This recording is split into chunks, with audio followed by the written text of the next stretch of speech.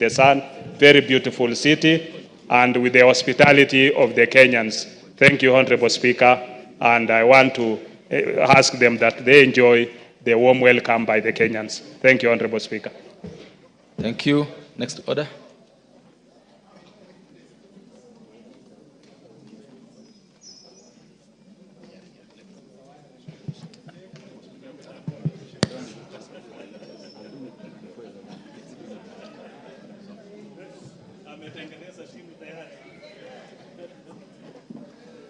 Next order.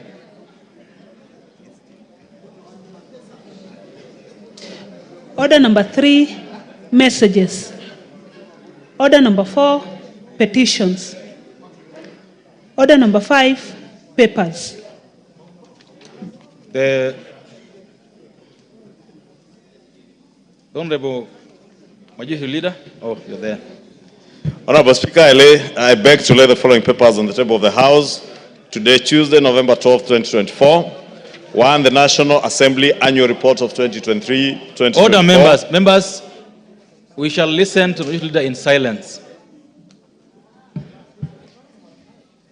2, Honorable Speaker, report of the Auditor General of the Green Climate Fund Readiness Project, grant number KEN-RS-004 for the year ended 30th June 2022, and the certificates therein from the National Treasury.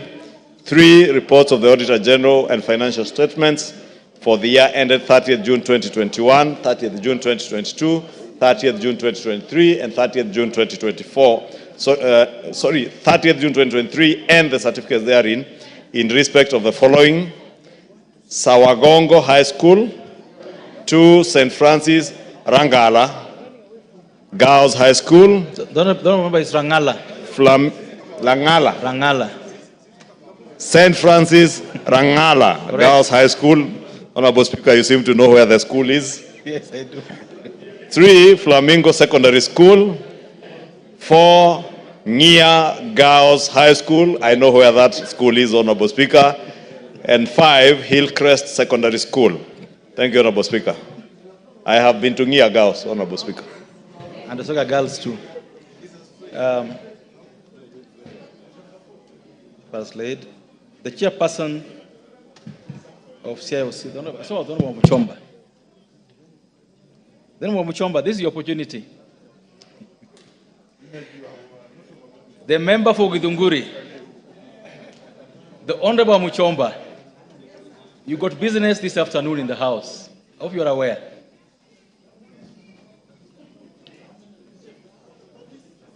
I assume that you are the chairperson of the committee, Constitutional Implementation Oversight Committee.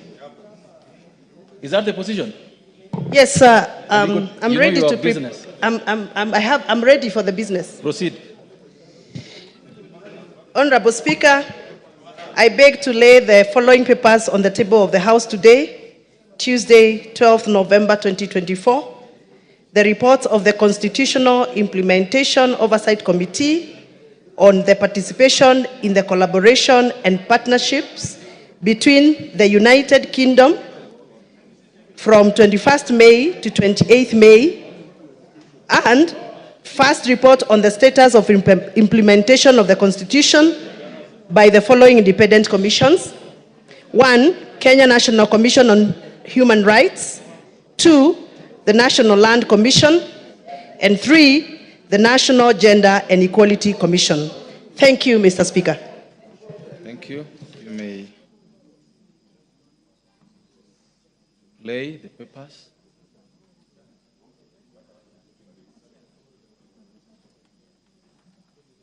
The chairperson of the Department Committee on Agriculture and Livestock. Honorable Speaker, I beg to lay the following paper on the table of the House today, Tuesday, the 12th of November 2024. This is the report of the Departmental Committee on Agriculture and Livestock on the consideration of the Agricultural Professionals Registration and Licensing Bill, National Assembly Bill number 19 of 2024. Thank you, Honorable Speaker. Thank you. Proceed to lay.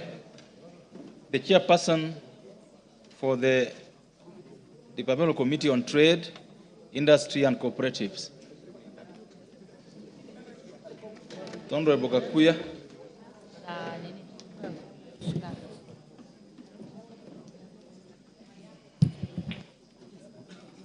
Honorable Merean, are you the one? Go ahead. Honorable Speaker, I beg to lay the following paper on the table of the House today, Tuesday, 12th November 2024.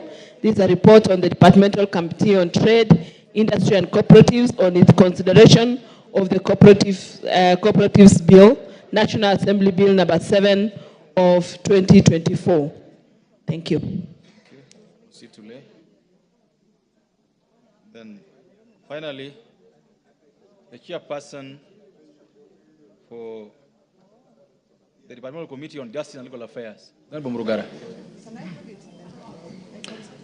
Thank you very much, Mr. Speaker. Mr. Speaker, allow me to lay the following paper on the table of the House today, Tuesday, 12th November 2024. Report of the Departmental Committee on Justice and Legal Affairs on its consideration of the Independent Electoral and Boundaries Commission Amendment Bill, National Assembly Bill number 50 of 2023. Thank you, Mr. Speaker. Thank you. Proceed to lay. Next order.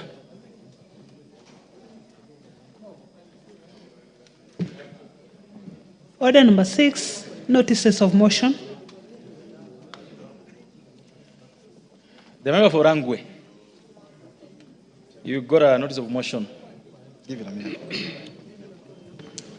Thank you so much, Honorable Speaker.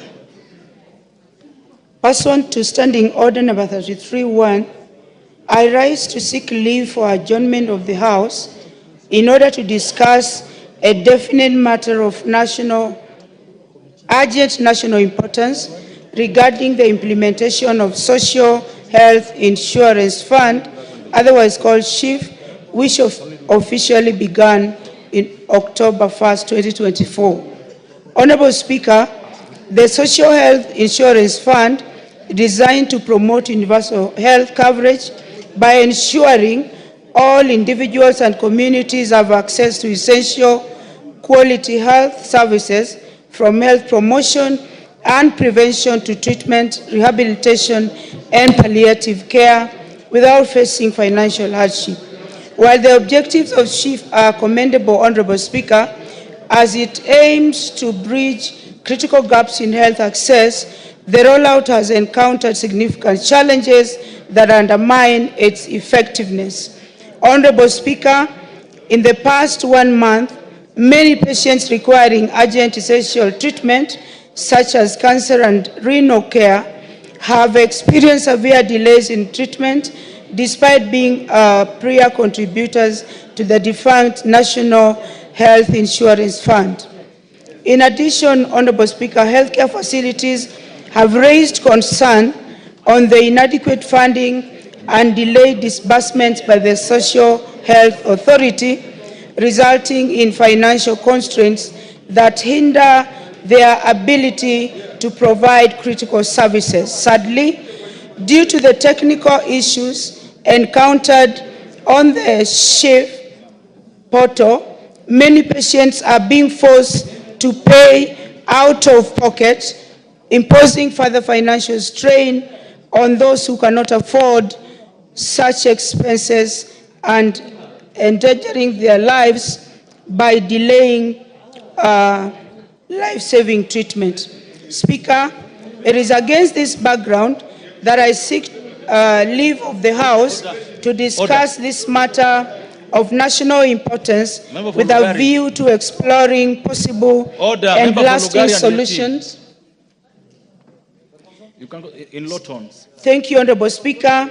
It is against this background that I seek leave of the House to discuss the matter of national concern with a view to exploring possible and lasting solutions to this problem. I thank you.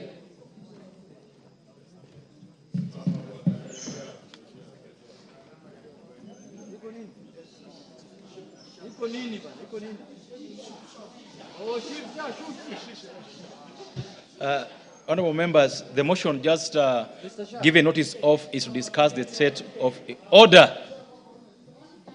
Discuss the status of Chief Shah, and no, there's no shoe. And I confirm that the member who has just given the notice has requested support, and therefore appoint 6 o'clock this evening as a time for discussing this matter.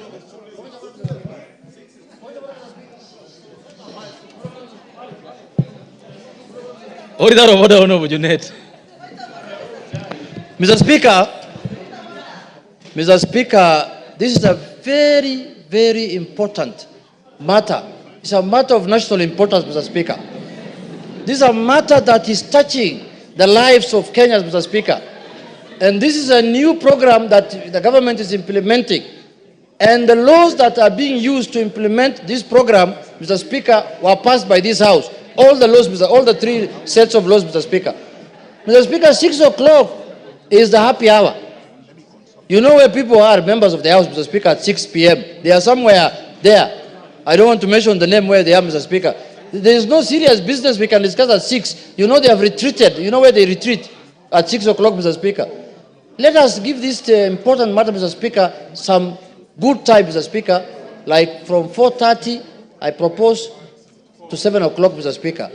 Or 5, if worst case scenario, 5 o'clock. 4, Mr. Speaker. Members are saying we discuss this matter now. Now, Mr. Speaker. Mr. Speaker, I seek your indulgence, Mr. Speaker, on this matter because, Mr. Speaker, if this does not happen, Mr. Speaker, Kenyans will not know whether we are guarding them against what they are going through, Mr. Speaker. We are saying that we want time to discuss, dissect, and the chairman of the Health Committee, Dr. Pokose, must be present in the House and tell Kenyans what is the progress on this matter, Mr. Speaker, and how it is being implemented, by who, and which means, and how Kenyans are benefiting, whether Kenyans have gotten value for their money. All that must be discussed in this House today, Mr. Speaker. We want to know Shah, Shiv, Shu, Shi, all of them, Mr. Speaker, all of them. Well said. The Honorable Muchomba, what is out of order? If it's about the timing, then I think the point has been made by the Honorable Junet very ably. If it's about timing, then I think we just hold our horses. Mr. Speaker, I just wanted to seek for your indulgence because you know every hour, Mr. Speaker, every hour, 5 babies are born in this country. And if we don't prioritize such things, by the time we discuss this matter at 6 o'clock, how many more babies will be born in the wrong way? Mr. Speaker, that is why I was seeking your indulgence to actually make this debate as soon as possible, even if it is now, because it is important. This is a national issue of national importance, and it influences on the outcome of medical services provided in this country. So we want now, Mr. Speaker. Thank you. The Honorable Kangogo.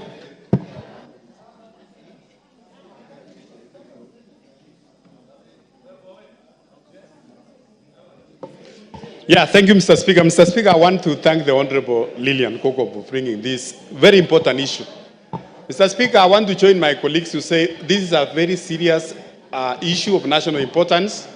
That is about the lives of Kenyans. And Mr. Speaker, we need to suspend any other business which is coming before now, and we have this as a priority. We discuss about the health of Kenyans, Mr. Speaker. There is nothing more important than this one, Mr. Speaker.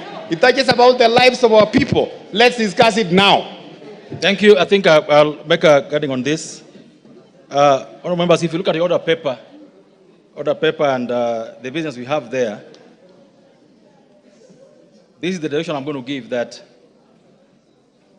this business, the notice given by the Honorable Gogo of Rangwe, will be considered from 5 o'clock. Hold your horses. From 5 o'clock or upon the conclusion of order number 11, whichever comes earlier. 5 o'clock or upon the conclusion of order number 11, whichever comes earlier. So if we are done with order number 11 at 4:30, we'll go into it. It's so directed. Next order.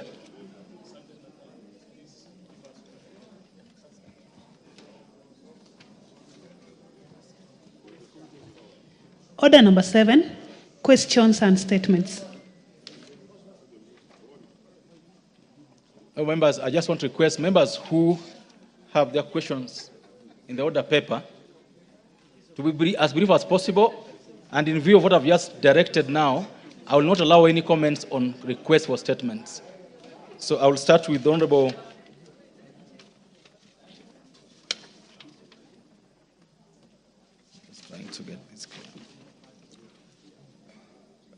the member for Garsen.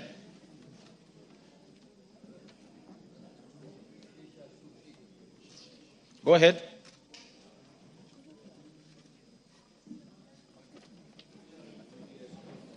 Thank you, Speaker. I wish to state that I'm doing this statement on behalf of the Honorable Ali Wario MP Garsen. A request for a statement regarding abduction of persons in Garsen constituency. Honorable Speaker, pursuant to the provisions of Standing Order 44-2C, I rise to request for a statement from the chairperson of the Departmental Committee on Administration and Internal Security regarding the abduction and disappearance of persons from Garsen constituency. Honorable Speaker, on 5th of October 2024, Mr. Abdullahi Ahmed, of ID number 42848612, was reportedly abducted by a known gunman using a Toyota Hilux double cabin vehicle with registration number KCU 567U in front of Garseni Police Station. This incident allegedly occurred in the presence of police officers, including the officer commanding station, that's the OCS, as Mr. Ahmed attempted to report the earlier abduction of his brother-in-law, Mr. Ibrahim Ahmed. The disturbing trend of abduction, which has been on the rise in our country, is causing profound distress among affected families who face agonizing uncertainty about the fate of their loved ones. Honorable Speaker, it is against this backdrop that I request for a statement from the chairperson of the Departmental Committee on Administration and Internal Security on the following. 1, the reasons behind the abduction of Mr. Abdullahi Ahmed and Mr. Ibrahim Ahmed, including the identity of the abductors if available, particularly given that the registration number of the vehicle involved is known. Number 2, the whereabouts of the missing persons, the status of any investigations conducted thus far, and any explanation regarding their continued detention incommunicado. And lastly, Mr. Speaker, sir, the measures the government has put in place to ensure that counterterrorism efforts are conducted in strict adherence to legal protocols and international human rights standards. I thank you, Honorable Speaker. Thank you. Thank you. I saw the Honorable, the chairperson of the committee concerned here. This question is related to the Committee on Administration and Internal Security. Yes, Honorable Member. Mr. Speaker, will come with a response to the statement in 2 weeks. In 2 weeks? Yeah, but having said this, Mr. Speaker, you just go to be on record. Actually, last on Thursday, for almost close to 3 hours, the committee had an engagement with the IG and this DIG concerning the very concerning issue of missing person disappearance and, of course, of Kenyans. It has become an issue of hijacking. So we are going to respond among the other concerns. Yes. Why 2 weeks? I want to know why 2 weeks, why not 1 week? I want to, Mr. Speaker, you know, these issues of security are so complex and dynamic. And at times investigation may take a little bit of time. And I've just mentioned that's the last week. We had an entire almost session of 3 good hours discussing the same issue with the IG. And I want to have a comprehensive response to give before this House. Okay, because now 2 weeks has become a cliche. Every chairperson says 2 weeks, 2 weeks comes and goes and you don't get responses. Maybe then at maximum 10 days. So 10 days, get the response. The next is the member for Nyaribari Masaba. Thank you, Mr. Speaker. Honorable Speaker, pursuant to the provisions of Standing Order number 44, 2C, I rise to request for a statement from the chairperson of the Departmental Committee on Administration and Internal Security regarding insecurity in Ikorongo village in Nyariva Masava constituency. Honorable Speaker, there has been a rise in insecurity in Nyariva Masava constituency, which has led to theft of livestock. For instance, on the 29th of September 2024, 2 cows and a donkey were stolen from the farm of Mr. Charles Okemwa Mirava in Ikorongo village. The matter was reported in Ikorongo police station under OB number 03/29/9/2024. Additionally, on the 27th September 2024, 2 more cows were stolen from the farm of Mr. Douglas Matoke Isabuoke. And the incidents reported again to Ikorongo police station under OB number 03/28/4/2024. Despite tracking the trail of stolen animals of Mr. Douglas Isabuoke to G-Ship location in Transmara East Sub-County, efforts to recover them were unsuccessful. Honorable Speaker, it's against this background that I request for a statement from the chairperson of the Committee on Administration and Internal Security regarding the following. 1. Provision of a report on the status of investigations into incidences of cattle theft reported to Ikorongo police station. 2. The actions being taken to ensure the perpetrators of the crimes are arrested and prosecuted without delay, and stolen animals or livestock returned to the owners. 3. Immediate steps the government is taking to address insecurity in the area, including the underlying tensions within the regions bounding the county. And 4, the long-term strategies being put in place to curb security within the area. I thank you, Honorable Speaker. The Honorable Tongoyo. Mr. Speaker, I will be able to have the statement Thursday next week. That makes a lot of sense now. Yeah. Not 2 weeks. But it's good also to notify the Member of Parliament, because next week on Friday, the committee will be visiting the Kilgoris and Atabarikoi, and even actually they will spend in Kisii to look issues of insecurity bordering actually the 2 counties. So we'll still able to have an opportunity to interrogate the security managers concerning the same. Thank you. The Honorable Manduku, Thursday next week. There's nothing out of order on that issue, the Honorable Simkuli. What is out of order? No, Mr. Speaker, I just want a clarification when the statement is being issued that this matter, although the Honorable Member had told me, is not between Kilgoris and Kisii, but between Murua Digir and Kisii. Because the issue of stock theft might affect Kilgoris, but the stealing of donkeys does not usually affect Kilgoris. So it should be strictly a matter between Transmara East and Kisii. The Honorable Tongoyo, you've heard, the Honorable School is saying they have nothing to do with donkeys. So don't involve them on donkeys issues. So please. That is well said. The Honorable Manduku, you take it up with the chairperson. He says next Thursday, and that there's a mission coming to the same region on Friday the following week. So take it up with him and get the dates and participate, getting answers. Next is the member for Kiambu, the member Mashua Waithaka.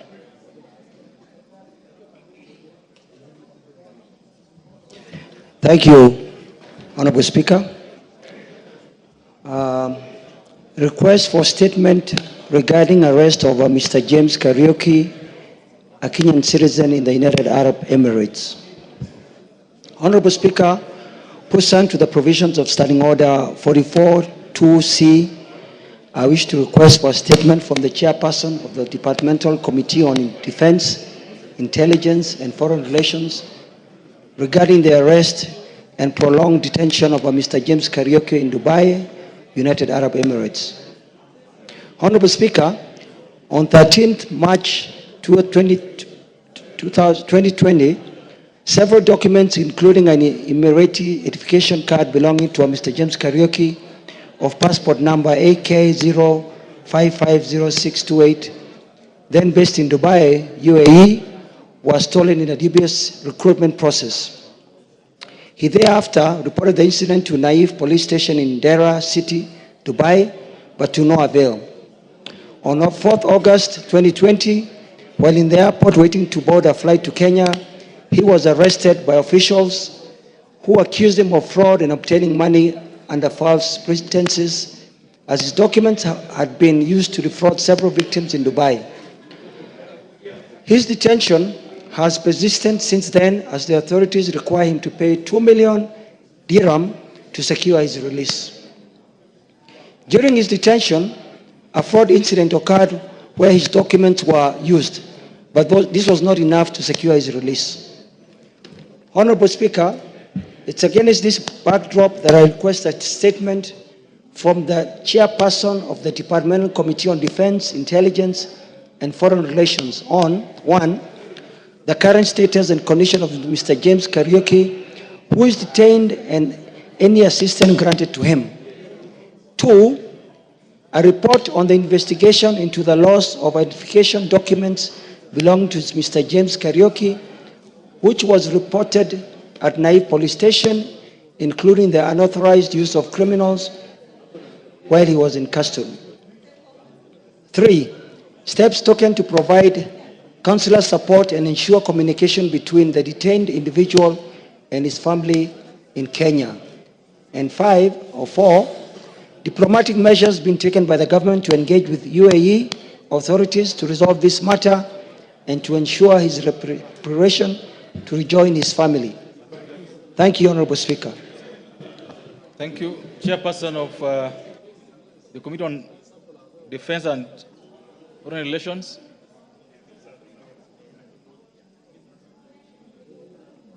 The Vice Chairperson, the relevant committee.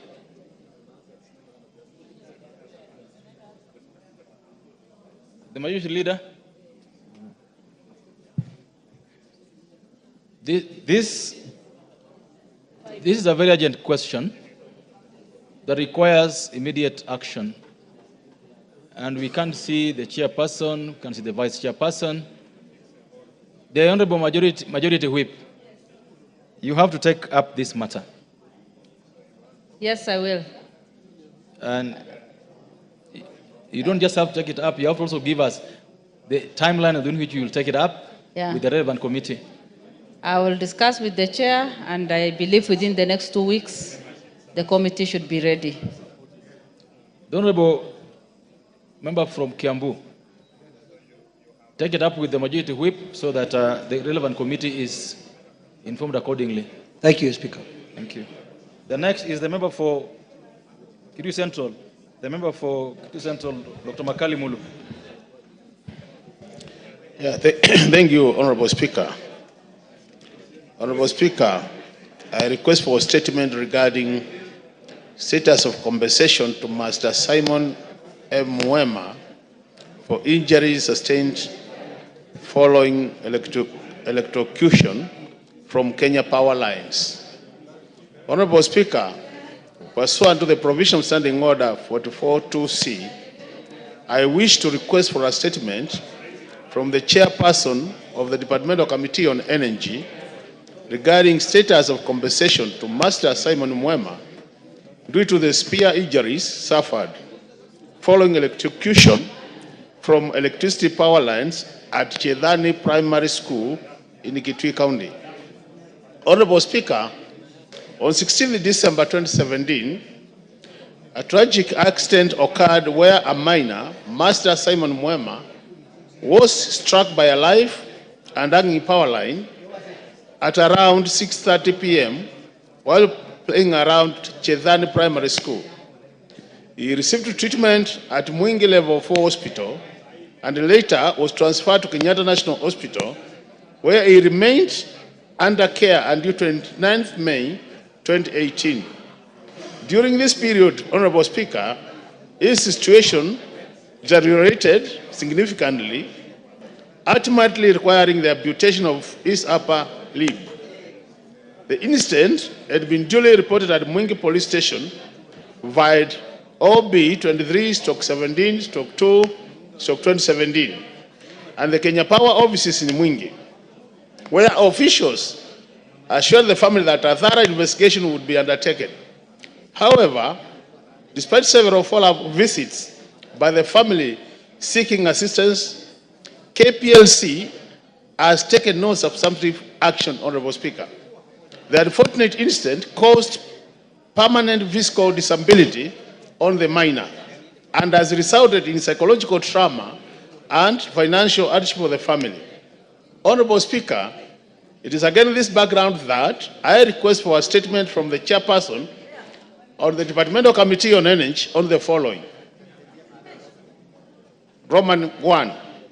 Status of an investigation on the incident by the Kenya Power and action taken, if any. Roman 2. The steps taken to compensate the family of the minor, including reimbursement of medical expenses, provision of a prosthetic limb, and compensation for the psychological effects of the resultant amputation. Roman 3, Honorable Speaker, timelines as to when the family should expect to receive the said compensation. And Roman 4, specific actions that have been taken to prevent similar incidents, including regular inspection of electrical infrastructure and safety measures to protect the public from their hazardous electrical installations. Thank you, Honorable Speaker. Thank you. This statement is directed to the Committee on Energy. Remember, the chairperson, Energy, you can see the Honorable Kawai in the House. Go ahead. Thank you, Mr. Speaker. Mr. Speaker, we just had a conversation with the KPLC CEO, and Kenya Power has in place an insurance for such cases as electrocution, and every case is actually submitted to the insurance. But I will give a full response within the next 1 week. The next 1 week? Yes. That's great. I think, Honorable Makali, that is fair. Thank you. The next would be the member for Kipipiri. The questions appear in the order paper today as number 5 and 6 are deferred to later dates as you be notified in the order paper. Go ahead. Thank you, Honorable Speaker. Recognizing we are constrained of time and you have guided that we do not discuss any statement, I wish to put it on record that last week, Honorable TJ Kajwang confirmed to me that he would give a response of my statement dated 15th of October from Departmental Committee of Transport. To date, I have not heard of it. So, Honorable Speaker, if you could guide, if the chairs could work to the commitment of the statements that we seek. Honorable Speaker, pursuant to the provision of Standing Order 44-2C, I rise to request for a statement from the chairperson of Departmental Committee on Tourism and Wildlife regarding human-wildlife conflict in Kipipiri constituency. Honorable Speaker, human-wildlife conflict in both protected and unprotected areas has remained a significant concern across the country for several decades. Recently, residents of Kipipiri constituency have faced a surge in wildlife invasion and attacks, leading to loss of lives, livestock, destruction of crops, the damage of property. These incidents are primarily caused by marauding elephants, buffaloes, hyenas, monkeys, and other wildlife, which have wreaked havoc in various parts of my constituency. Honorable Speaker, on 21st September 2024, a 42-year-old man, Mr. Samuel Kahiga Kamau, was fatally gored by a stray buffalo, which another individual sustained serious injuries after the attack in Mwangaza village, and just a few days later, on 29th of September, another attack in Kefruti area resulted in the loss of several livestock. On October 31st, an elephant killed a cow at Jiret area.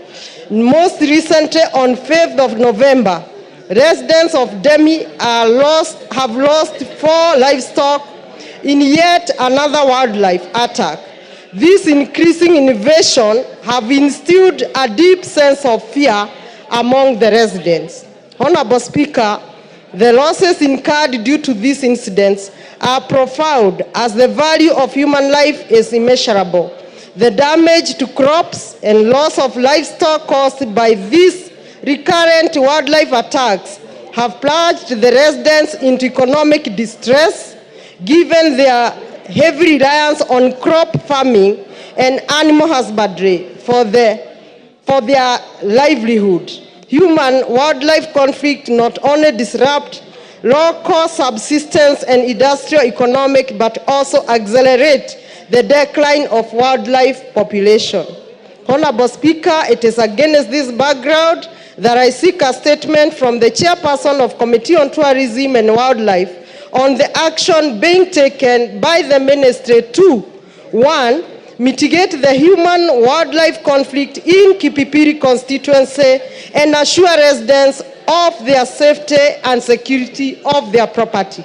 2, compensate for the loss of lives, injuries, and property damages resulting from wildlife attacks. And lastly, deploy Kenya Wildlife Service officers to the affected areas to help reduce the frequency and impact of the attacks. I thank you, Honorable Speaker. You can see residents of Kipipiri are living in fear from wildlife, as their member is also threatened from the leadership of this House. Yeah, it's so serious. I would like to hear from the chairperson of the Committee on Tourism and Wildlife. Is the chairperson in the House? And the vice chairperson?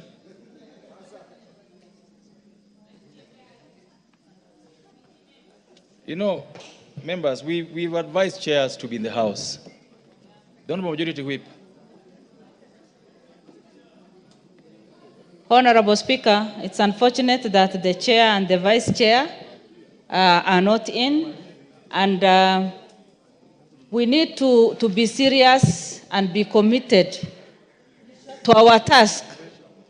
And that is why the members of parliament today are calling for reshuffle, so that we get rid of all the chairs and the vice chairs who are not committed, because it is quite clear. We can see that they are not in the House, they are not giving us the response on time, and that is affecting the progress of our work. So it is high time for us to take action, Honorable Speaker. And on that note, may I say that this is a matter of interest to many Kenyans, and it needs serious attention. And I promise that still within 2 weeks, the chair should give us the response. Thank you. Thank you so much. I think that is a fair comment on the matter. The Honorable TJ Kajuang, what is out of order?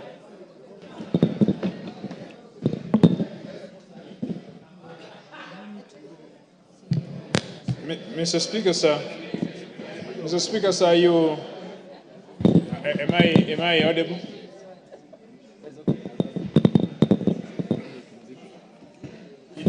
Am I audible? You got a mic next to you, Honorable Kajuang.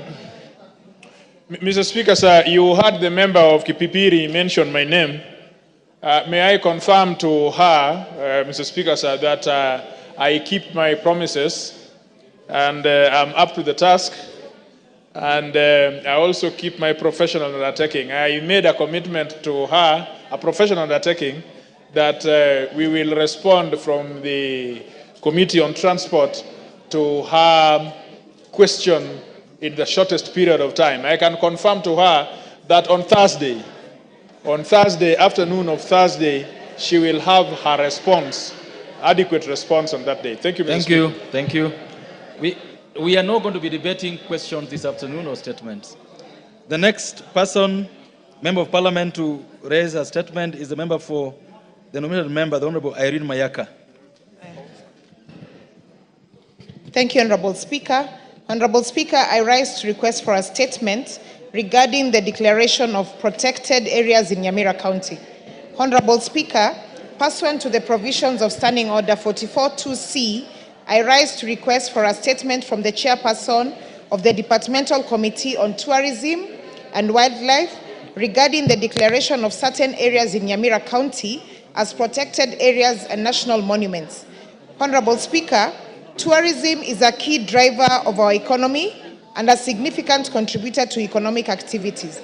Nyamira County is fortunate to host numerous sites rich in cultural heritage that are essential for tourism and development and economic growth. These sites include the Manga Hills, Emanga Ridge, Engoroya Manga, Kera Waterfalls, Kora Hills, and the Kiabonyeru Hills. On Wednesday, 16th August of 2023, during question time, I posed a supplementary question to the Cabinet Secretary for Tourism and Wildlife regarding the declaration of these historical sites, especially Manga Hills, as protected areas and national monuments. The Cabinet Secretary acknowledged the significance of these sites and confirmed that a proposal was being developed in collaboration with the State Department for Culture and Heritage and the County Government of Nyamira to achieve this objective. Honorable Speaker, it is against this background that I seek a statement from the chairperson of the Departmental Committee on Tourism and Wildlife on the following.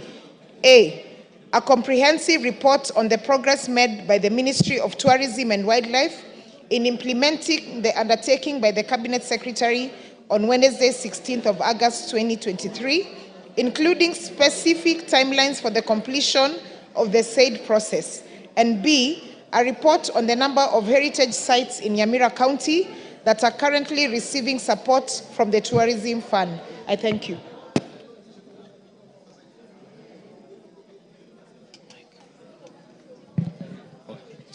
The chairperson, Committee on Tourism and Wildlife.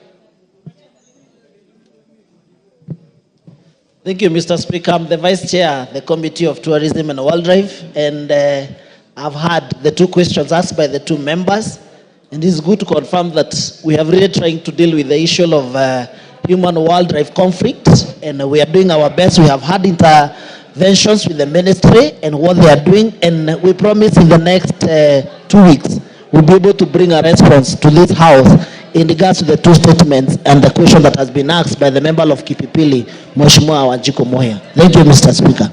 Thank you. And Honorable Wanjiku, as you walked in, I'm sure you had the displeasure of the membership and of the leadership about attendance, the House of Chairpersons and the deputies. I hope you had that displeasure and that you'll deal with it. Thank you. I think among many I'm a vice chair of the committee, but I'm certain among most visible and who attend the plenary and the chamber, Mr. Speaker, I think my attendance is on the high level, Mr. Speaker, and therefore I confirm that we'll continue attending the chambers. I think my chair is out of the country for some other reasons, but I think also he's a committed member of this 13th Parliament, Mr. Speaker, and we confirm that we will continue being available to serve our people and also to serve this Parliament, Mr. Speaker. Thank you, sir. Thank you. Before I go to responses, there is a...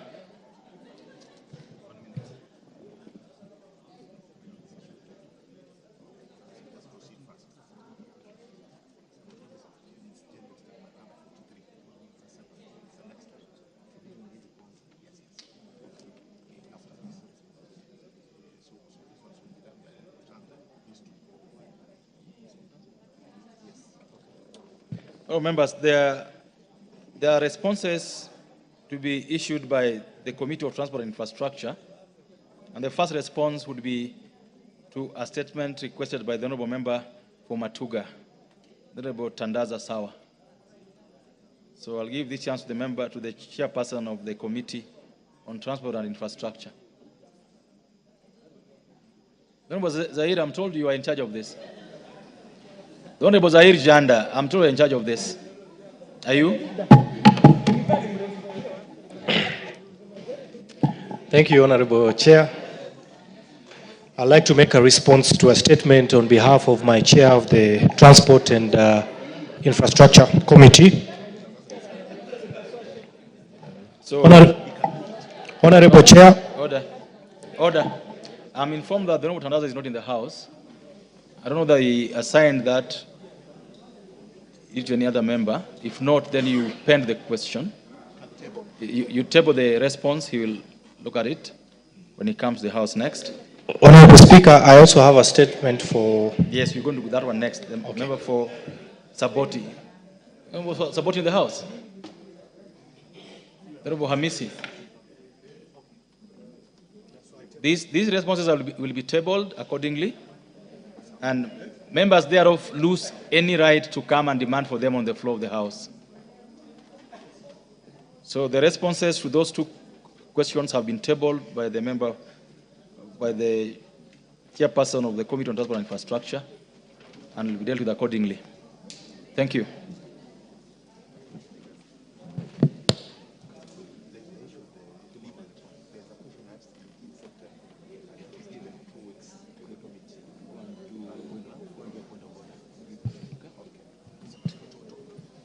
So, all members, there is a statement to be raised under standing order 43 by the Honorable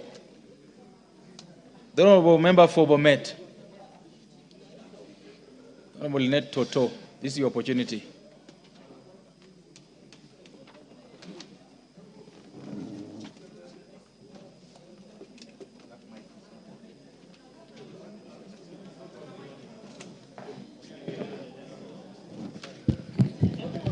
Thank you, Mr. Speaker, for giving me this opportunity to make a statement, a general statement regarding statement of healthcare services at Longisa Referral Hospital in Bomet County. Honorable Speaker, pursuant to the provision of Standing Order 43, I rise to make a statement regarding the tragic death of a young girl, Diana Chepkemoi from Tendwet Village, Bomet East constituency. This is due to medical negligence at Longisa County Referral Hospital. Mr. Speaker, it is with profound sadness that I bring to the attention of this House the untimely demise of a young girl named Diana who succumbed to P-phenom complication due to medical negligence. On 10th of November 2024, a distressing incident occurred where Diana was stung by bees and rushed to Longisa Referral Hospital for emergency treatment.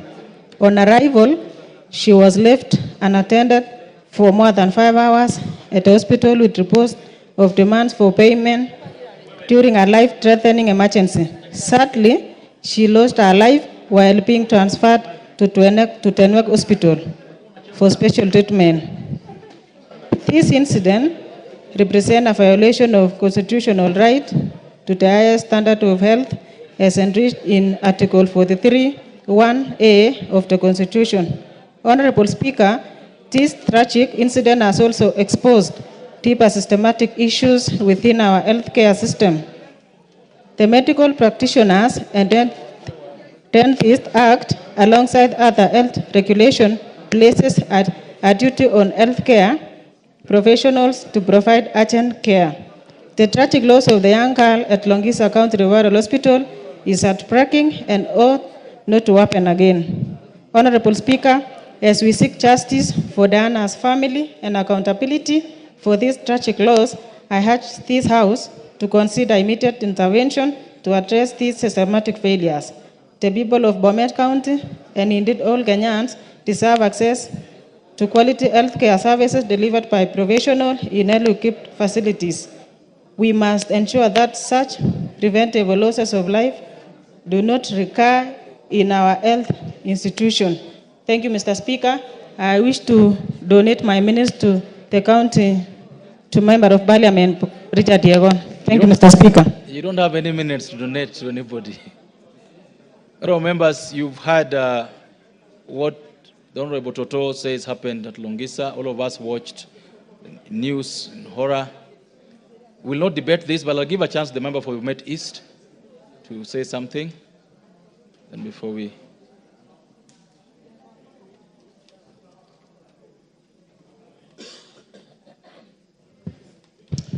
Thank you very much, Mr. Speaker, for giving me this opportunity also to talk about the incident which happened in my constituency.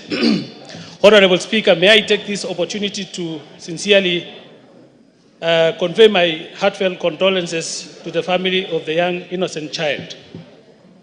Honorable Speaker, this tragic incident underscores the troubling silence from the county government of Bomet, which has yet to release any statement on this matter, despite the fact that the incident occurred at the county referral hospital. In times of such sorrow, Mr. Speaker, and injustice, the public rightfully expect accountability and transparency from their leaders. The absence of the response from the county government adds to the pain of this loss and raises concern about the oversight and responsibility within our healthcare facilities, Mr. Speaker. In Diana's memory, it is crucial that the authorities conduct a full investigation, identify those responsible, and enact reforms to ensure such tragedy does not happen again. Upholding the Constitution right to health care as stipulated in Article 43(1)(a means addressing the systemic issues head on and committing to an equitable, responsive healthcare system for all citizens. Mr. Speaker, I wanted to add this. Where is the CEC? Where is the CEO? The hospital superintendent of the county referral hospital? Where is the governor? It is only that they are going into the radio stations, calling radio station, Mr. Speaker, to complain to the members of parliament who are in Nairobi here. We are raising a lot of concern with the issues which is happening in the county referral hospital. County referral hospital should be taken as a crime scene, Mr. Speaker. Longisa referral hospital, Mr. Speaker, has in many cases shown that there is a lot of problems in that hospital, and there is nobody who is trying to address. We want the county official led by the governor himself, the CEC, and the CEO of Health for Bomet to be taken into account for this loss of the child, Mr. Speaker. I thank you, Mr. Speaker. Thank you so much.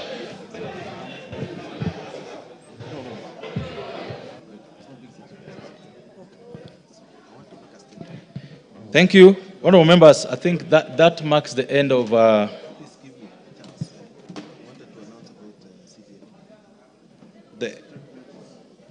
statement of questions, but I'm being moved by the chairperson of CDF committee that he has an announcement to make. He will have 3 minutes to do so, or less, before we go to the next order. Thank you, Mr. Speaker, for giving me this opportunity. I want to give the announcement that Treasury finally today has released the balance of the CDF money, 5.7 billion, which was due, and we are expecting to get the next balances for the start of the financial year 2024-25 from December.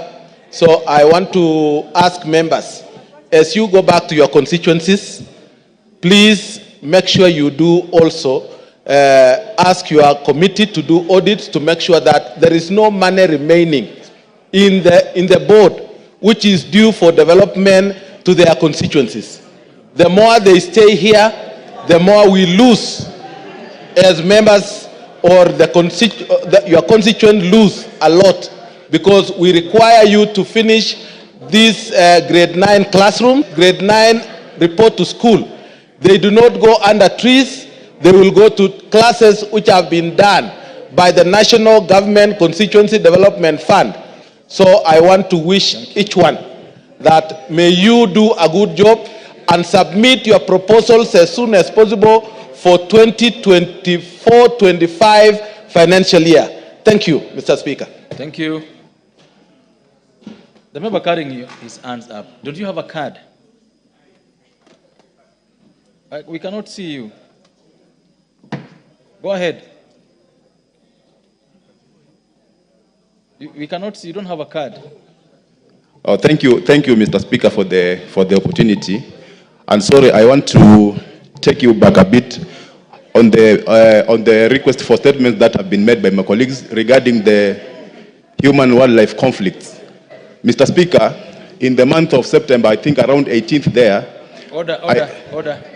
The Honorable Kawanjiku, the member for Kiamba. This question or the statement being raised by the member on his feet is for you. Thank you, Mr. Speaker.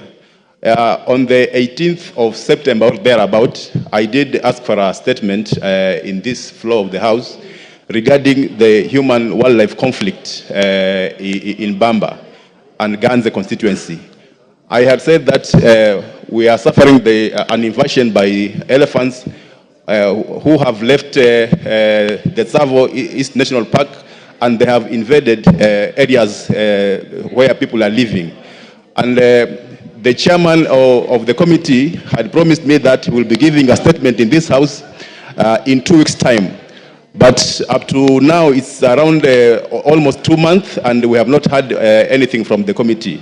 So, Mr. Speaker, I was asking for direction on what we need to be done, because as it is right now, the situation in Ganze is even getting worse, and it really needs an immediate intervention by the government. Thank you, Mr. Speaker. Yes, the Vice Chairperson, Committee on Tourism and Wildlife. Thank you, Mr. Speaker. I think I will fast track. I would really want to apologize on the behalf of my chair if the report has not been tabled in the floor of the House, but I think the report is ready. We seek your permission, Mr. Speaker, that by the end of this week or early next week, Tuesday, we'll have tabled the report before the floor of this House, Mr. Speaker. This report to be tabled on Thursday this week, Thursday afternoon. Thank you, Mr. Speaker. Well guided. Thank you. Next order.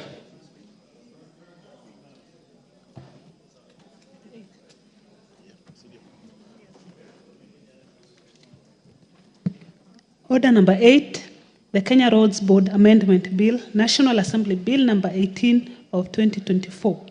Second reading, question to be put. Hello, members, debate on this bill in the second reading stage was concluded, and this therefore is a decision to make. Therefore, put the question that the Kenya Roads Board Amendment Bill, National Assembly Bill number 18 of 2024, be now read a second time. Will, as many of the opinion say aye? Aye. Will, as many of the opinion say nay? Ayes have it. A bill for an act of parliament to amend the Kenya Roads Board Act of 1999. Order number 9, the Tea Amendment Bill, Senate Bill number 1 of 2023, first reading. A bill for an act of parliament to amend the Tea Act to provide for direct sales of tea, the payment of tea proceedings, and for connected purposes. Next order. Order number 10, the Maternal, Newborn, and Child Health Bill, Senate Bill number 17 of 2023, first reading. A bill for an act of parliament to provide for coordinated system for provision of quality maternal, newborn, and child health services, to provide for response to maternal and child morbidity and mortality in the country, to provide for a healthcare system that facilitates the attainment of health rights for mother and child, and for connected purposes. Honorable members, before you go to the next order, I got a communication to make regarding order. Remember walking as if you're going to the market in Kisii. Can you sit somewhere? Remember Ruku? Don't Boruku.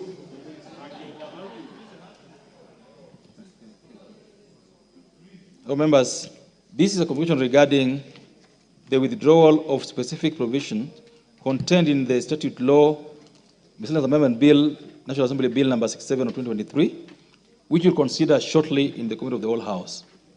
Honorable members, as you may be aware, the statute law, Miscellaneous Amendment Bill, National Assembly Bill number 67 of 2023, was published via Kenya Gazette Supplement number 0206 of 30th October 2023 to effect various amendments to 9 statutes.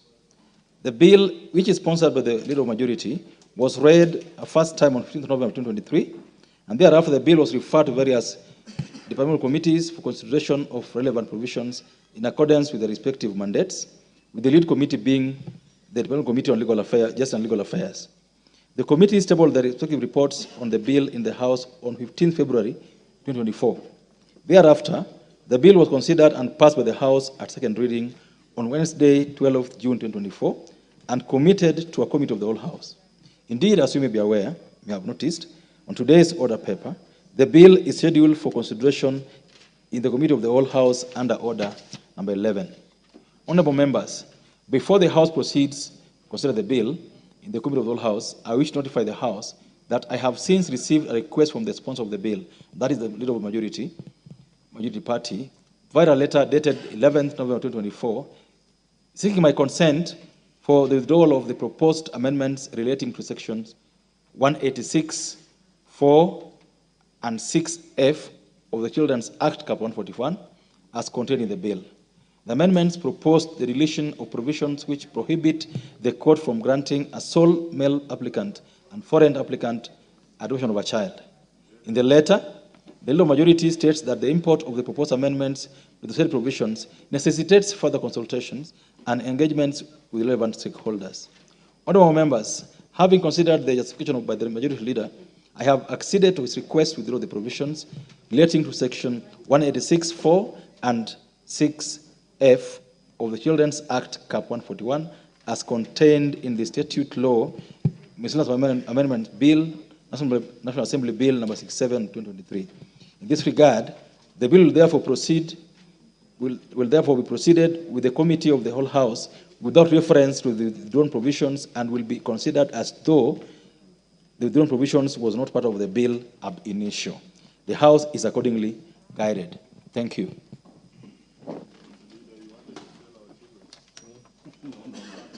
Next order. Order number 11, Committee of the Whole House.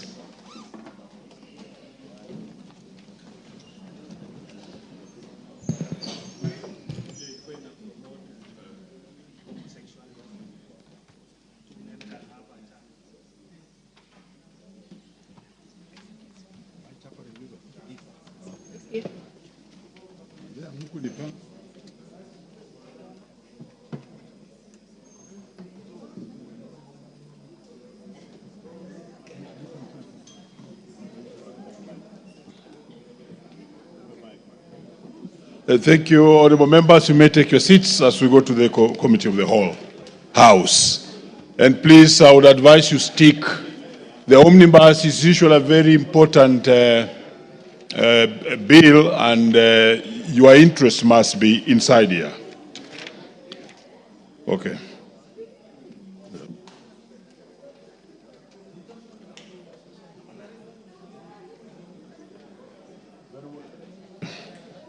Very well, honorable members, we want to consider the statute law, miscellaneous amendments, bill, National Assembly Bill number 67 of 2023.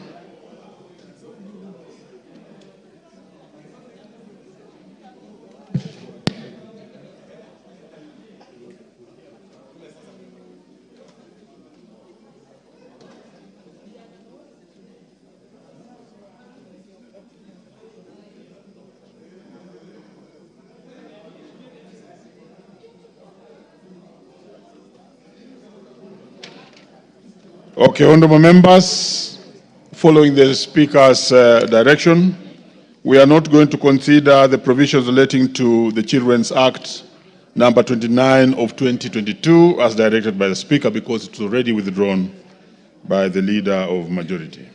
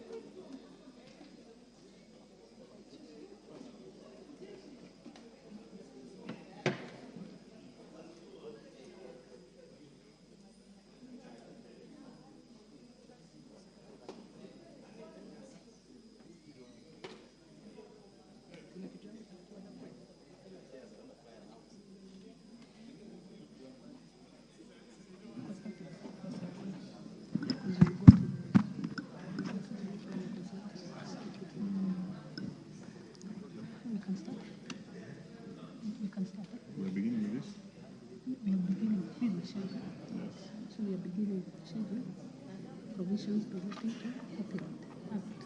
That's what I'm going to read. And then I go for which one? This one. Then I say section 2.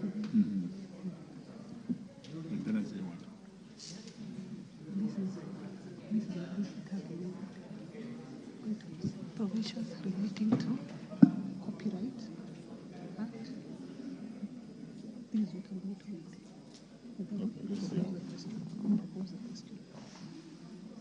Yako ulileta tofauti kidogo, sawa. Endelea. Just a minute.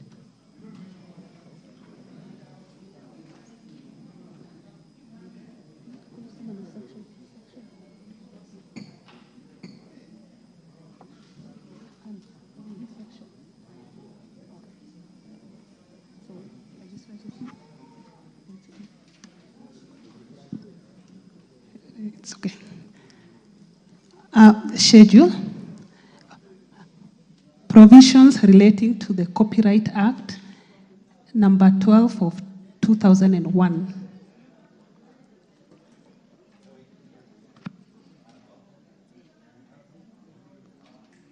Very well. Let me read the section. Section 2.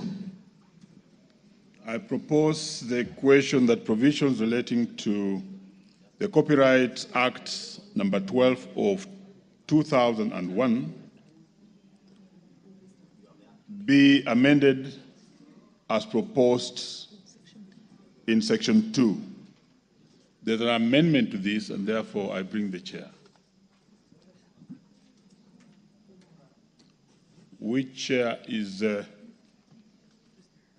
Copyright Act number 12 of 2001. Chair sports, very good in the House. Proceed, Chair. Give him the mic.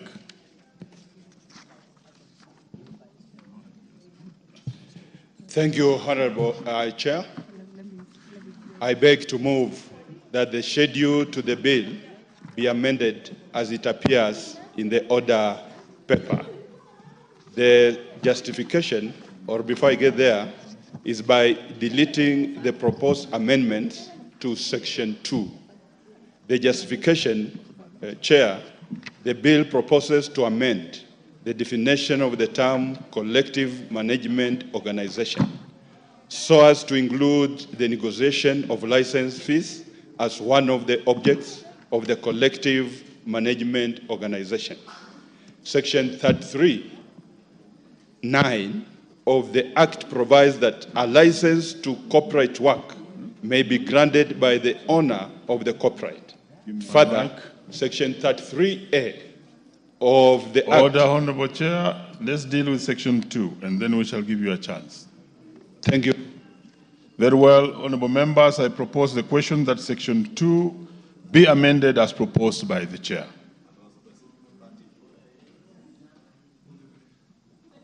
I now put the question that Section 2 be amended as proposed by the Chair. Will as many as of that opinion say aye? Aye. Will as many as of a contrary opinion say nay? The ayes have it.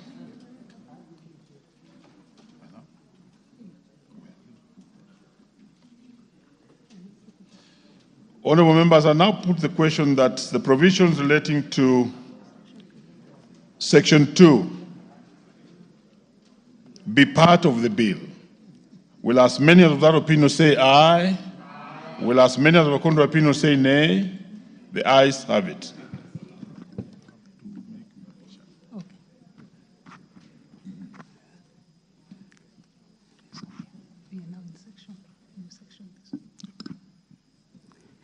New section 30AA.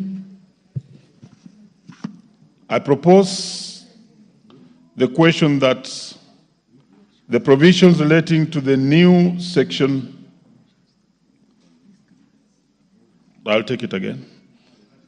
I now propose the question that provisions relating to the Copyright Act number 12 of 2001 be amended as proposed in the new section 30A. Chair. Chair, I beg to move that the schedule to the bill be amended as it appears in the order paper, that is by deleting the proposed new section 30AA. The justification: the bill proposes to insert a new section 30AA into the Act, which provides for the regulation of equitable remuneration of performers and producers in a sound commercial. In terms of this amendment, the user of the commercial shall be paid an equitable remuneration to be divided in half by the producer and the performer. The amendment provides for the payment of equitable remuneration of only performers and producers of sound recordings on a 50-50 basis, and this leaves out any other players that may be involved in the creation of the sound recording. Further, formula for the sharing of the remuneration should not be contained in the Principal Act, but may be provided for in the subsidiary legislation. Mike. And further, Chairman, as I conclude,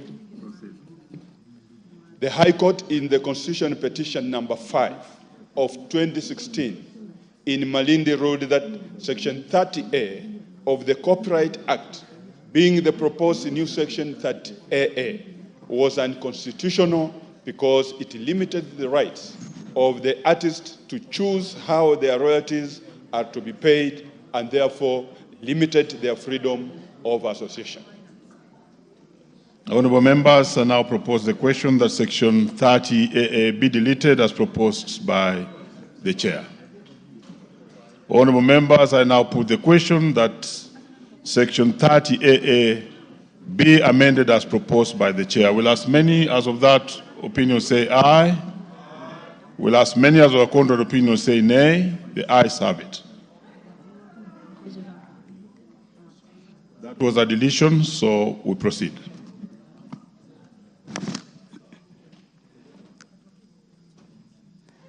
Section 30B.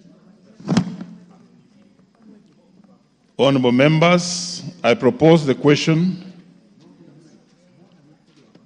that the provisions relating to the Copyright Act number 12 of 2001 be amended as proposed. Section 30B. Chair. I beg to move that the schedule to the bill be amended as it appears in the order paper in the proposed amendments to Section 30B. 1, by deleting the proposed amendment to the subsection 1. 2, by deleting the proposed amendments to subsection 2. And 3, by deleting the proposed amendments to subsection 3. Justification, Chair. The bill proposes to amend Section 30B of the Act to include orders under the ambit of collection of royalties by the Kenya Revenue Authority or any other entity designated by the Kenya Copyright Board. While the committee noted that this amendment would serve to include orders in the collection of royalties by the Kenya Revenue Authority, the committee agreed with the submissions of the Kenya Copyright Board to withdraw the amendments to allow for the stakeholders' engagement to ensure that all relevant categories of rights are included in the provision. I submit, Chair. Very well, honourable members. I now propose the question that Section 30B be deleted as proposed by the Chair. I now put the question that Section 30B be deleted as proposed by the Chair. Will as many as of that opinion say aye? Will as many as of contrary opinion say nay? The ayes have it.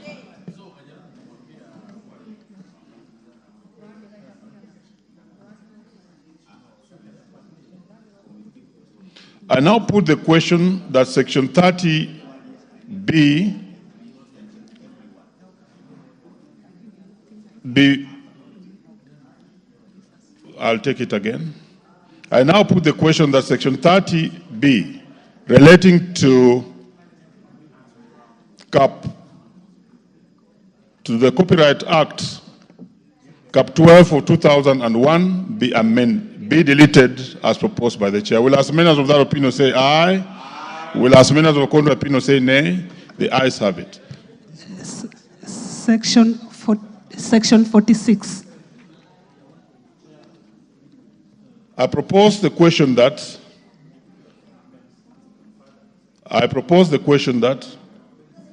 provisions relating to the Copyright Act, number 12 of 2001, be amended as proposed in section 46. Chair.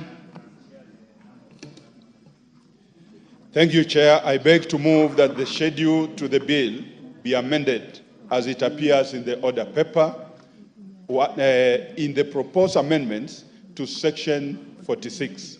1, by deleting the proposed amendments to the subsection 1. 2, by deleting the proposed amendments to subsection 3. Then 3, by deleting the proposed amendment to subsection 4. And this is the justification, Chair. The bill proposes to amend section 46(1) of the Act to provide for the requirement of an operating license issued by the board in addition to a registration certificate for a person or association of persons to carry on business of collective management organization. The committee further noted that the requirement of the both registration and operating license may lead to the bureaucracy within the creative arts sector. The committee noted that the proposed amendments to extend the validity period for a registration certificate issued to a collective management organization from 12 months to 36 months may be a welcome provision. However, the Kenya Copyright Board requested that the amendment be withdrawn from the bill to allow for further consultation with all the relevant stakeholders.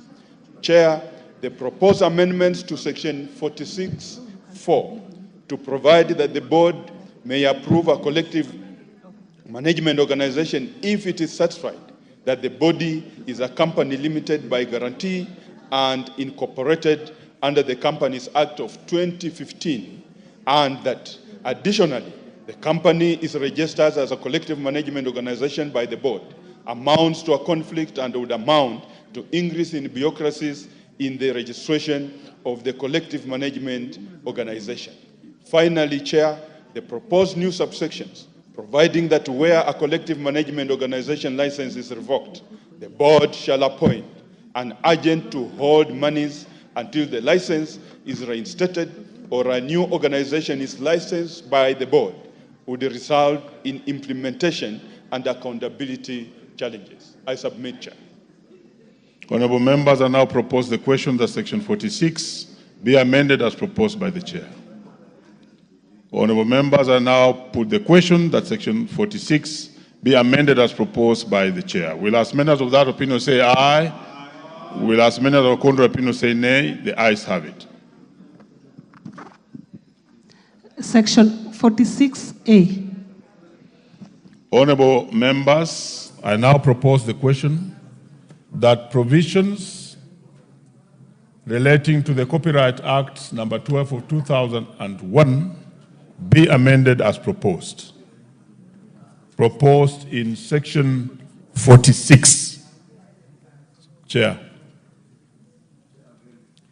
I beg to move that the schedule to the bill be amended as it appears in the order paper by deleting the proposed amendments to section 46A.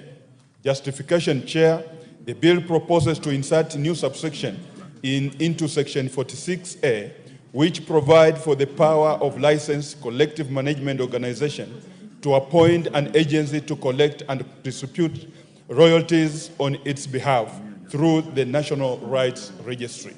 The amendment conflicts with the provisions of section 22C of the Act, which provides that the functions of the National Rights Registry shall be A, digital registration of the right holders, B, digital registration of the copyright works,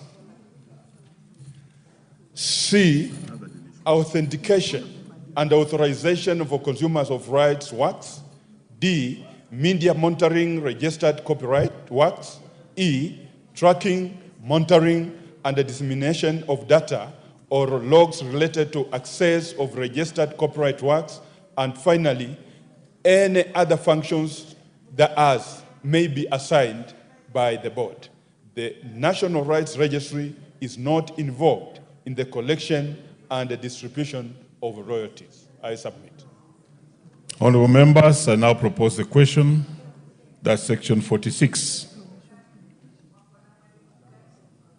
We have done that one. Honorable members, I now propose the question that provision relating to section 46 be amended as proposed by the mover. Honorable members, I now put the question that section 46 be amended as proposed by the mover. Will as many as of that opinion say aye? Will as many as of contrary opinion say nay? The ayes have it. Section 46A. He has already done that one, so move to section 46B. Chair, deal with both A and B. We are done with 46. I beg to move that the schedule to the bill be amended as it appears in the order paper by deleting the proposed amendments to section 46B. Justification, Chair. The amendment inserts a new subsection 1A, which seeks to give power to the board of directors of a collective management organization to co-opt persons with professional expertise. This amounts to micromanaging the CMOs by directing in legislation how they should conduct their management affairs. The proposed new subsection 5 is not necessary, as it is a restatement of the provision of Regulation 16C of the Copyright Collective Management Regulation, which provides that a general meeting shall decide the appointment and dismissal of the organization's officials, review the officials' performance, and approve their remuneration and other benefits. The proposed new subsection 6, 7, and 8, which provide that a person convicted of an offense shall not be eligible to be appointed as a board member or staff of a collective management organization, may be contained in the CMO's constitutions, noting that CMOs are private entities. Chair, I beg to move that the schedule to the bill be amended as it appears in the order paper by deleting the proposed amendment to section 46C. Justification. Order, Chair. You have moved all the way to C, but we had called out A and B. Thank you, Chair. Allow me to put the question. Honorable members, I now propose the question, not put the question, but I now propose the question that sections 46A and section 46B be amended as proposed by the chair. Yes, let's see Honorable Undo on this one. Chair, I just need a bit of clarification from the chair, because looking at subsection 46A, Chair, it relates to the appointment of an agency approved by the board to collect and distribute royalties on their behalf through the National Rights Registry. Yet what the chair has basically related to actual results is under section 46B. So I was just wondering, how does he treat section 46A in view of the proposed amendment? Probably can tell us the justification, because the justification as given relates to 46B. I want him to give us justification in relation to 46A. Proceed, Chair, and give that justification. Honorable Chair, this justification of section 46A, the bill proposes to insert new subsection into section 46A, which provide for the power of a licensed collective management organization to appoint an agency to collect and distribute royalties on its behalf through the National Rights Registry. And I went further and say the amendment conflicts with the provision of Section 22C of the Act, which provides that the functions of the National Rights Registry shall be, and I tabulated the same, Honorable Chair. Very well. Honorable members, I now put the question that sections 46A and B be amended as proposed by the chair. Will as many as of that opinion say aye? Will as many as of a contrary opinion say nay? The ayes have it.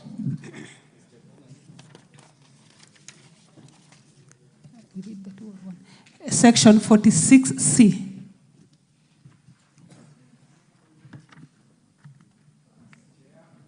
Chair.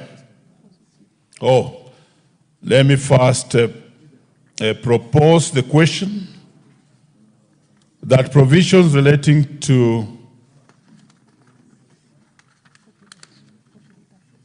I'll take it again. Better, because you realize the distractions we are having right now, even in the metals we put on the roads everywhere, it is just so sad. But when you just say scrap, then it will continue being the same challenge. So if it is for clarity, then give us more clarity on it so that Kenyans can understand. They know there's a Scrap Metal Act, so then clarity on what?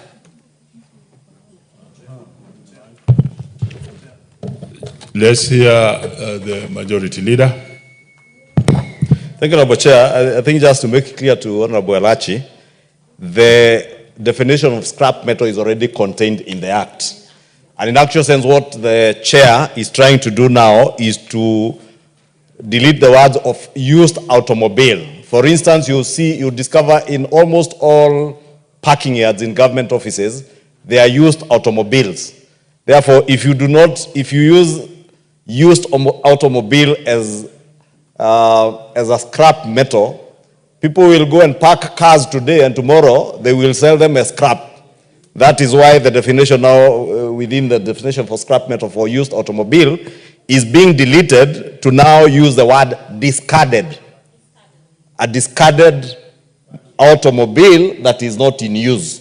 Otherwise, if you say a used automobile, even my own car, because it came second-hand from Japan, is a used automobile. And somebody might just declare it as a scrap metal and sell it as scrap metal. Therefore, that was the clarity of that definition. To Honorable Chair, I think it's also good to include the exact definition of what is constituted of platinoid groups. Platinoid group, Honorable Speaker, as the Chair has enumerated. If you look at the import of many of these amendments, and those who sit in the House Business Committee, including yourself, Chair, will remember just this afternoon, the Honorable Chepkonga raised the issue of copper. And we had indication that there was indeed a bill that was limiting who would trade in scrap metal that relates to copper and aluminium.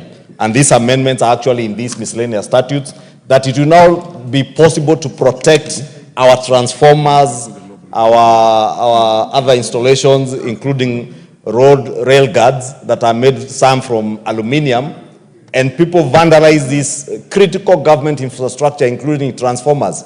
And this afternoon, the Honorable Chepkonga was just speaking about how many of our constituents are suffering from transformers that have been vandalized, largely because people are looking for copper windings that are inside those transformers to sell as scrap metal. Therefore, with the enactment of this legislation, it will now be possible to protect even our transformers and other critical infrastructure, Honorable Speaker, and I therefore support those amendments. Thank you, Majority Leader, and I think that explanation now comes out. Even from where I'm seated, I'm very, very much now clear. And I hope, Honorable Elachi, it's clear to you.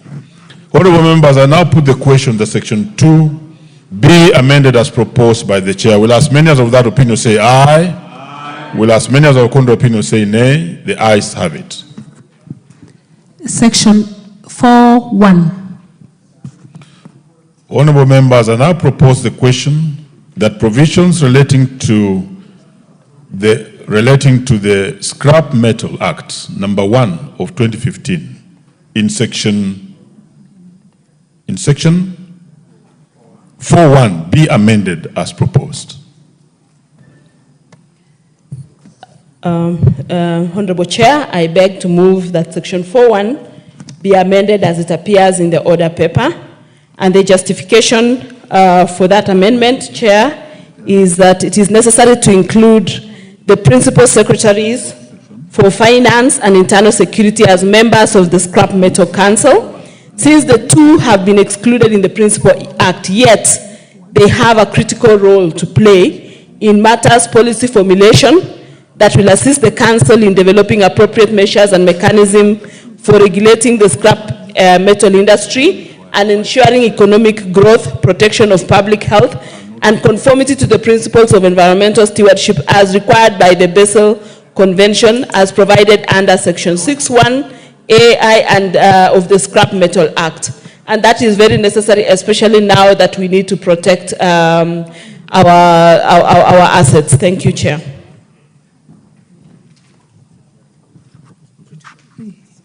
Honorable I propose the question that section 4.1 be amended as proposed by the chair. In the absence of interest, honorable members, I now put the question that section 4.1 be amended as proposed by the chair. Will as many as without opinion say aye? Aye. Will as many as of contrary opinion say nay? The ayes have it. Section 4.1F1 and section 4.1F5. There are no amendments on this one, and therefore, honorable members, I propose the question that the provisions relating to the Scrap Metal Act, number 1 of 2015, be amended as proposed in section 4.1F1 and section 4.1F5. Because there are no amendments, honorable members, I proceed to put the question, which is that section 4.1F1 and section 4.1F5 be amended, be part of the bill. Will as many as of that opinion say aye? Aye. Will as many as of the contrary opinion say nay? The ayes have it. Section 6.1A2. Honorable members, I propose the question that the provisions relating to the Scrap Metal Act, number 1 of 2015, be amended as proposed in sections 6.1A2 of the bill.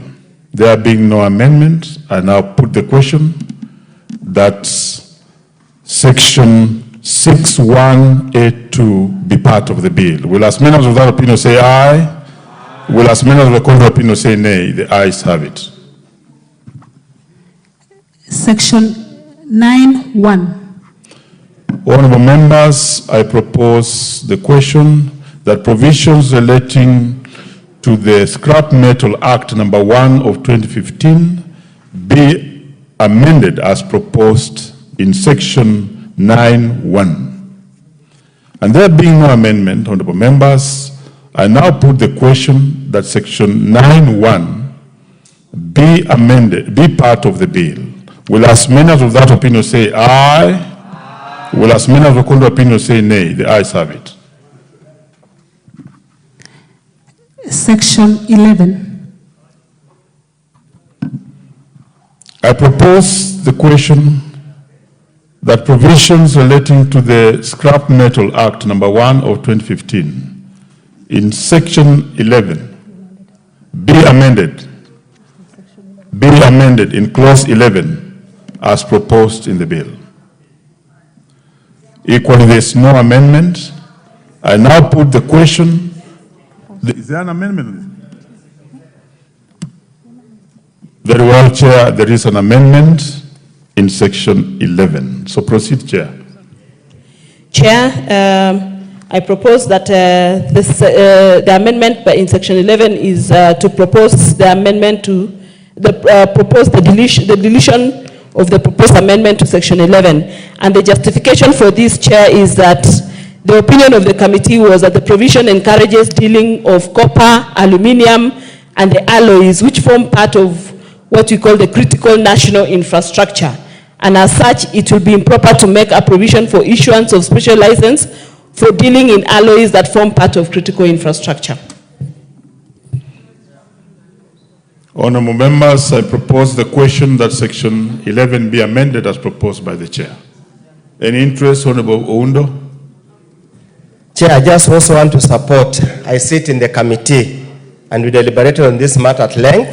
And basically, Chair, is to cure the discretion that was going to be given to the Cabinet Secretary to do things, to give licenses that is going to deplete our critical infrastructure.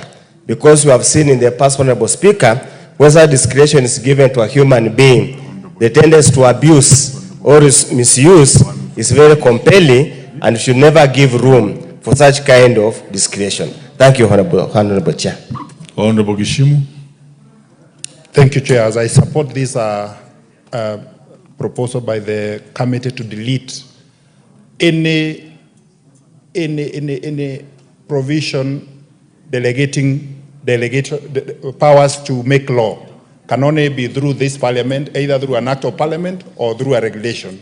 So giving the cabinet secretary open powers to give licenses on such critical matters would have negated the role of parliament to make law. Thank you. Very well. Honourable members, I now put the question that section 11 be deleted as proposed by the chair. Will as many as of that opinion say aye? Aye. Will as many as of the opinion say nay? The ayes have it.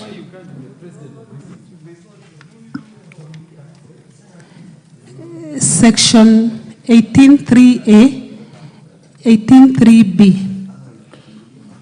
Honourable members, I propose the question that provisions relating to the Scrap Metal Act number 1 of 2015 be amended as proposed in clauses 18.3A and 18.3B. Because there are no amendments, I proceed to put the question that clause. I proceed to put the question that sections 18.3A and sections 18.3B be part of the bill. Will as many as of that opinion say aye? Aye. Will as many as of the opinion say nay? The ayes have it.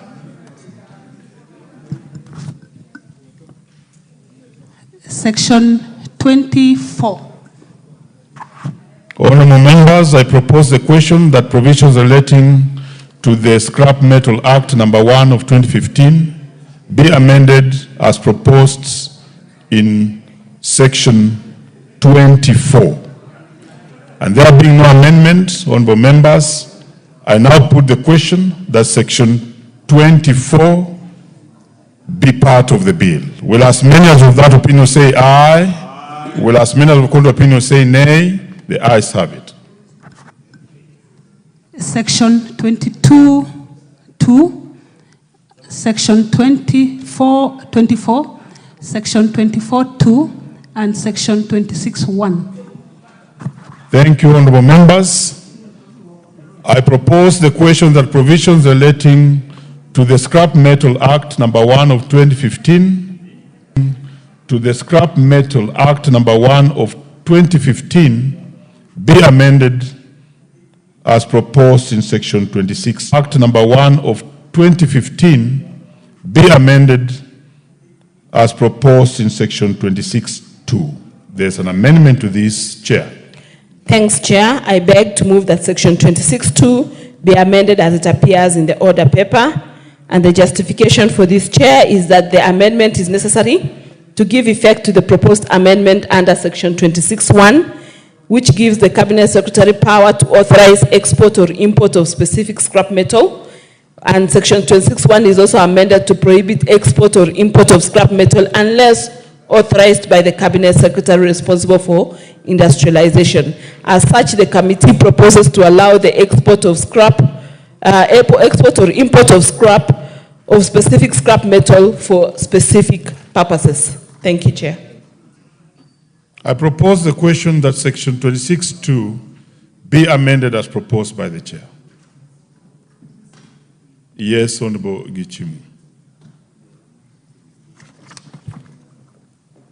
Thank you, Chair. Actually, this cures the intention that had been intended in the amendment of Section 11, whereby any action by the Cabinet Secretary for Internal Security, for matters relating to finance, and also in consultation with the Council, will have to prescribe. Prescription in law means there have to be regulations so that we can be able to restrict. Even this Parliament will also have a say in determining what kind of metals can be given licenses for importation or exportation. Thank you, Chair. Yes, Honorable. That's Honorable Watch. Thank you, Honorable Chairs. I support the proposed amendment with the rider and hoping that this is subject to provisions of 94(5) relating to the powers of Parliament, that nobody has the power to make law other than Parliament, as adverted by my colleague, that the committee that deals with the delegated legislation will also be able to have a bite at the decisions of the CS for Finance and the other relevant CSs. Otherwise, I support. Thank you. Honorable members, I now put the question that Section 26(2) be amended as proposed by the mover. Will as many as without opinion say aye? Will as many as with contrary opinion say nay? The ayes have it.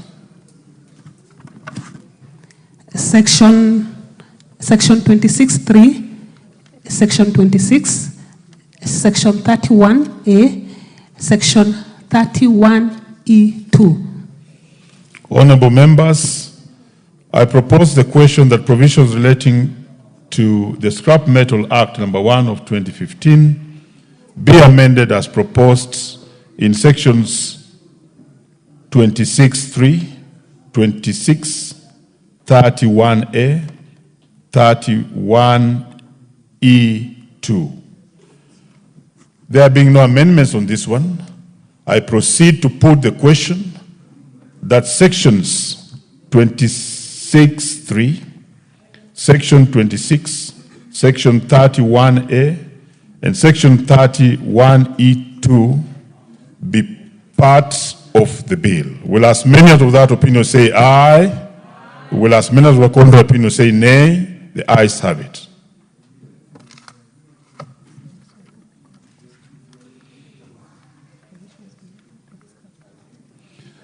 I now put the global question, which is that provision relating to the Scrap Metal Act number 1 of 2015 be amended, as amended be part of the bill. Will as many as without opinion say aye?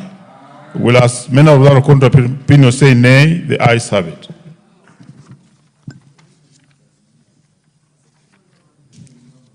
Provisions relating to the National Employment Act number 3 of 2016. Section 2, Section 4, Section 9C, Section 17(2), Section 28(2), Section 31.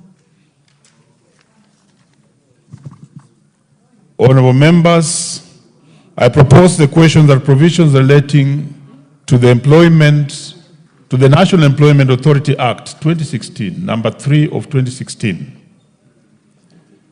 be amended as proposed in sections 2, sections 4, sections 9C, sections 17(2), sections 28(2), sections 31. There being no amendments, honorable members, I proceed to put the question that sections 2, sections 4, 9C, 17(2), 28(2), and 31 be part of the bill. Will as many as without opinion say aye? Will as many as with opinion say nay? The ayes have it. Section 32.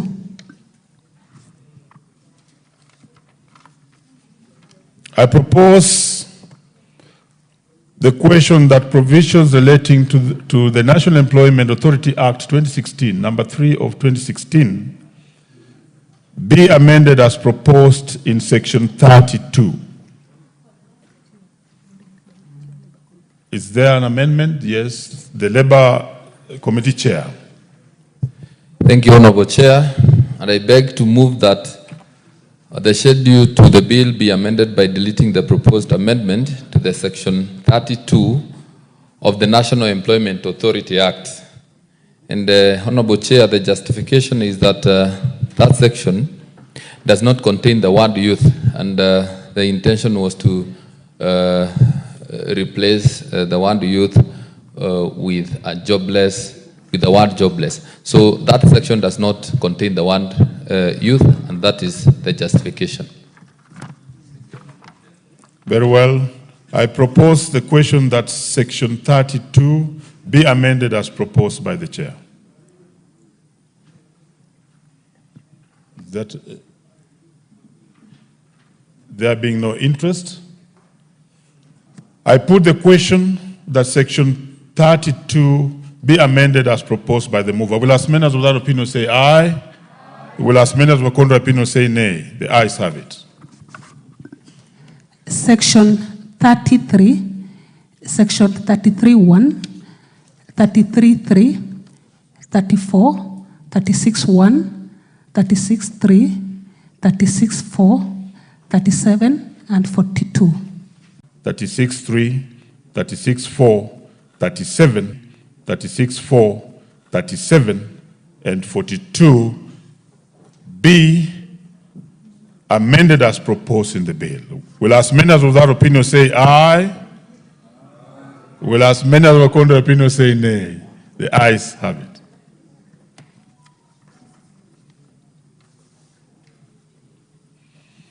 Honorable members, I now put a global question, which is that the provisions relating to the National Employment Authority Act 2016, number 3 of 2016, be as amended, be part of the bill. Will as many as without opinion say aye?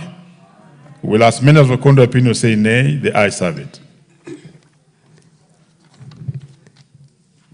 Provisions relating to the Fisheries Management and Development Act, number 35 of 2016. No amendment. Honorable members, I propose the question that provisions relating to the Fisheries Management and Development Acts of 2016 be amended as proposed in the bill. Is there an amendment on this one? Honorable members, there being no amendment, I proceed to put the question that I'll take it again.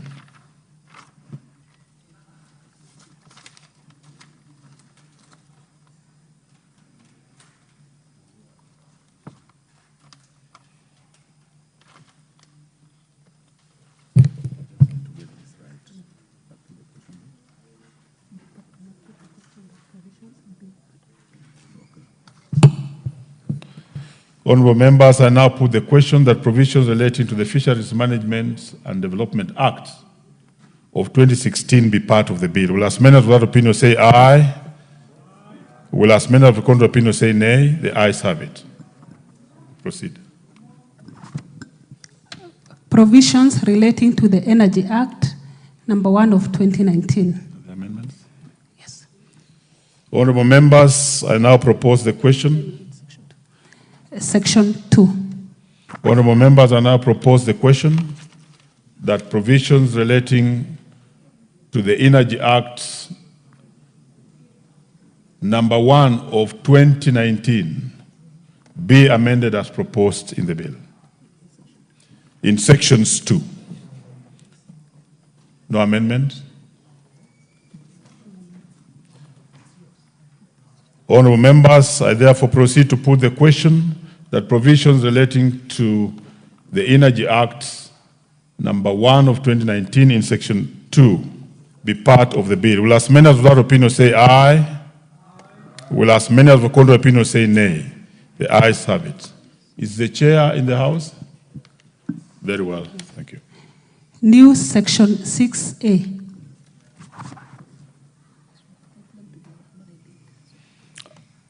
I propose the question that provisions relating to the Energy Act number 1 of 2019 be amended as proposed in section 6A.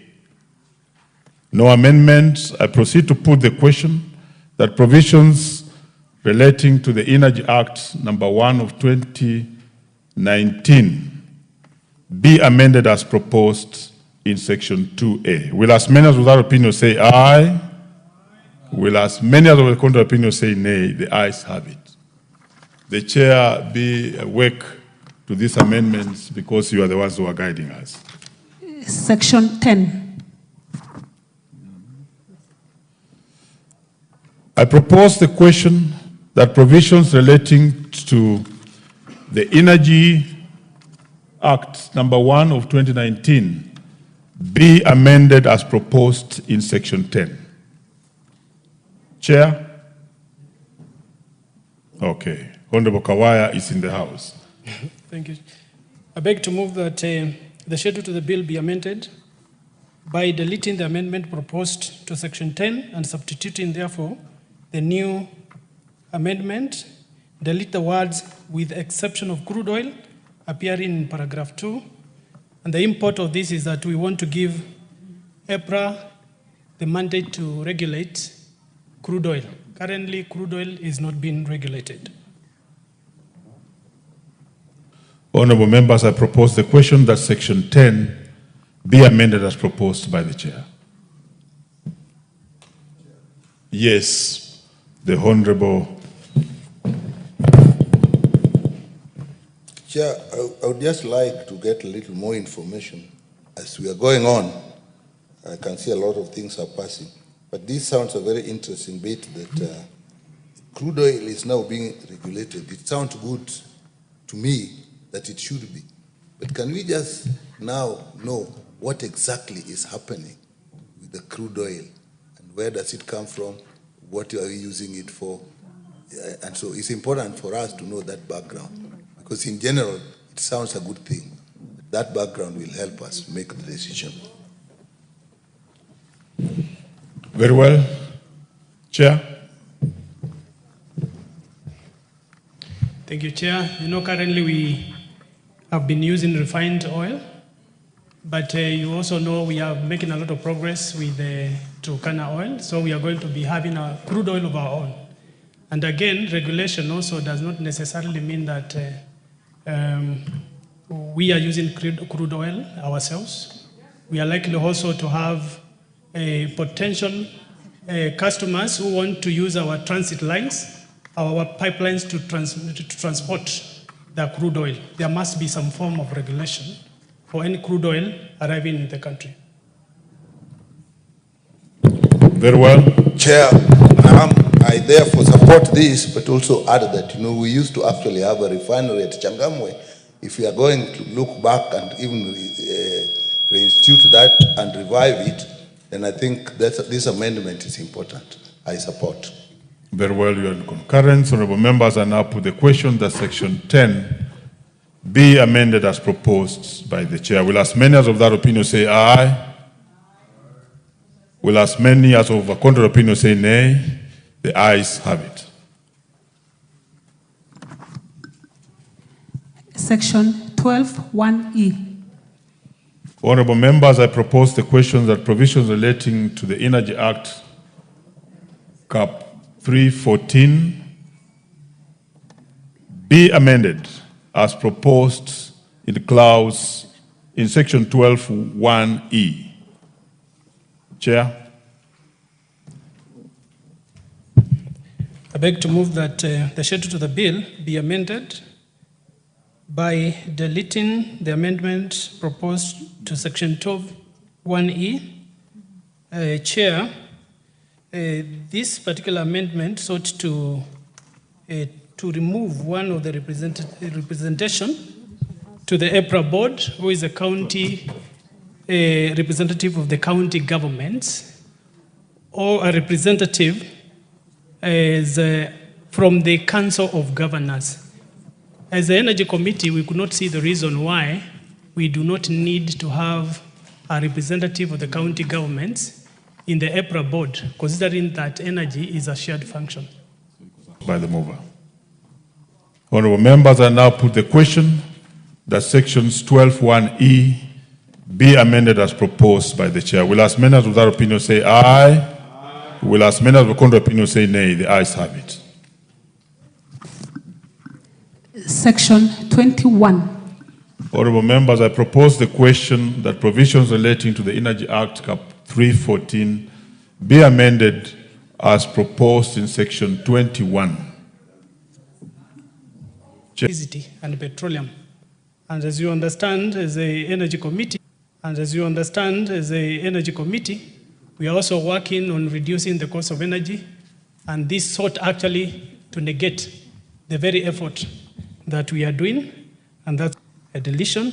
And further to that, I think it goes together with section 20. Their proposal was, besides increasing this or doubling these collections. Honorable Chair, we had called out section 21. Allow me to propose the question that section 21 be amended as proposed by the chair. There are many interests here. Yes, Honorable Bowen. Chair, I want to support the chair of the committee. Because at this difficult time, the Honorable Chair, when Kenyans are really struggling with payment of bills, especially the electricity bills, it's very inappropriate for EPRA to increase, from the 0.5 to 1, that's almost 50%. So I want to support the committee and the chair that this is not the right time. We are living at a very difficult time, and as a country, we are looking at measures on how we can reduce the cost of electricity amongst our people. Support, Honorable Chair. Very well. There was another interest. Honorable Watch. Chair, I support this amendment on light of the fact that the cost of electricity has a spiral effect of many other things, including the cost of living, cost of basic commodities. Flagship projects like that the government has expressed itself to be in support of, like manufacturing, trade, investment, are all tied up with the cost of electricity. This includes even investors' migration. Investors have been migrating to neighboring countries because the cost of electricity in neighboring countries compared to Kenya is very, very high. And therefore, an increase in this would actually be increasing the problem rather than reduce it. So I support. Thank you. Finally, Honorable Undo. Honorable Speaker, sometimes we wonder where some of these people live, whether they live in Kenya. They feel the pain that Kenyans go through. To have even proposed a deletion to take it to 1%, which would have increased the cost of electricity, considering that Kenya is rated as one of the countries that has the highest cost of electricity. So I totally support the committee on that proposed amendment. Thank you, Chair. Honorable members, I now put the question that sections 21 be amended as proposed by the chair. Will as many as without opinion say aye? Aye. Will as many as with contrary opinion say nay? The ayes have it.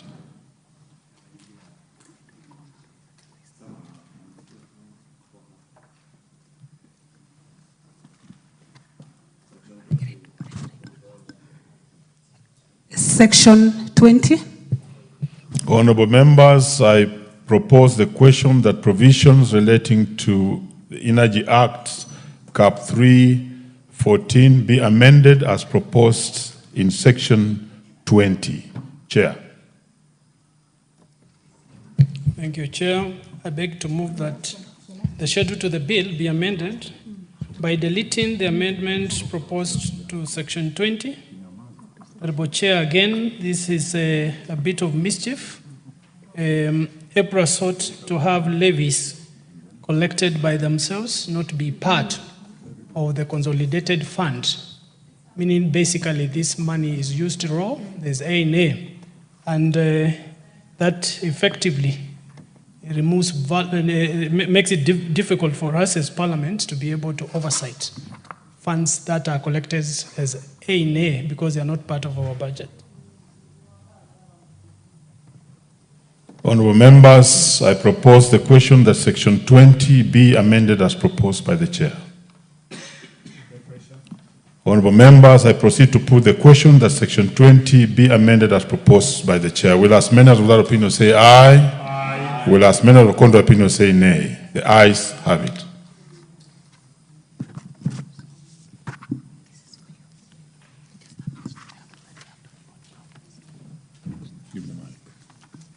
Honourable members, as earlier on directed by the Speaker, the House was to resume at 5 to deal with matters relating to SHA and SHIF.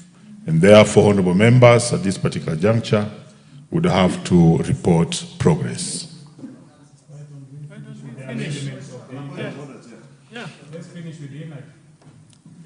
Very well, let me hear the point of order from Leader.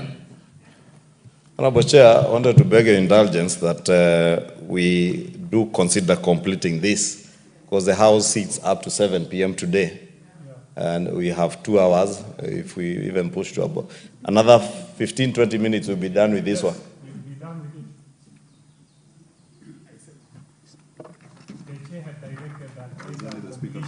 You know, honourable members, the Speaker had directed, and therefore let me do some consultations.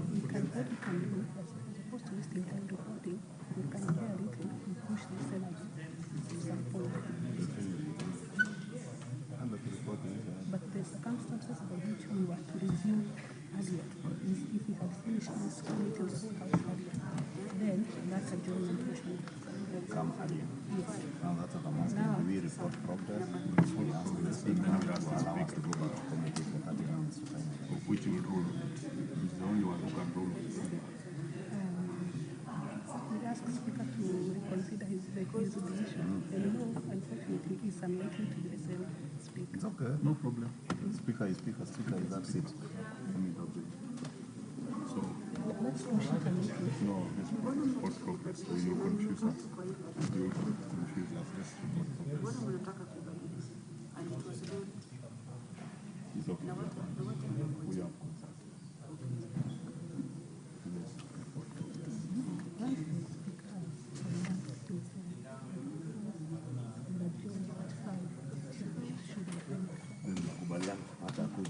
Adjournment motion as he has at 5:45. You will advise him then. Leave the house for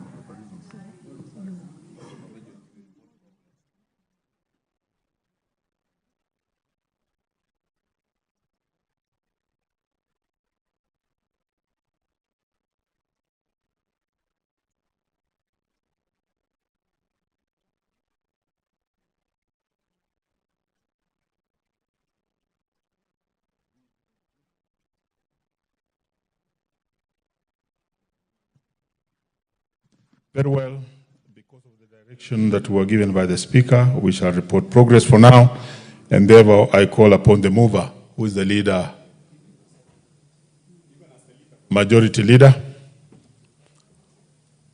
Honorable Bowen, we have done enough consultation. Allow the majority leader to proceed. Thank you, Honorable Chairperson. I'd like to move that the House do report to the House its consideration of the statute law miscellaneous amendments bill, National Assembly Bill number 67 of 2023, up to clause 21 of the Energy Act, and its approval thereof with amendments, and seek leave to sit again. Mike. Honorable members, I put the question, which is that the committee do report to the House its consideration of the statute law miscellaneous amendments bill, National Bill number 67 of 2023, up to the provisions relating to the Energy Act number 1 of 2019, section 20, and its approval thereof with amendments, and seek leave to sit again. Will as many of that opinion say aye? Aye. Will as many of the contrary opinion say nay? The ayes have it. Honorable members, Mr. Speaker.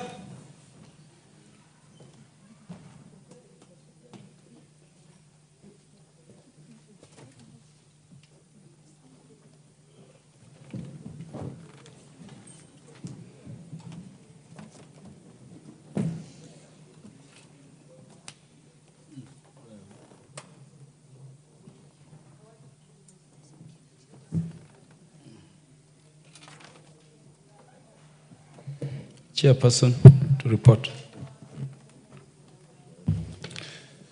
Honorable Speaker, I beg to report that the Committee of the Whole House has considered the statute law miscellaneous amendment bill, National Assembly Bill number 67 of 2023, up to the provisions relating to the Energy Act number 1 of 2019, section 20, and approved the same with amendments, and seek leave to sit again.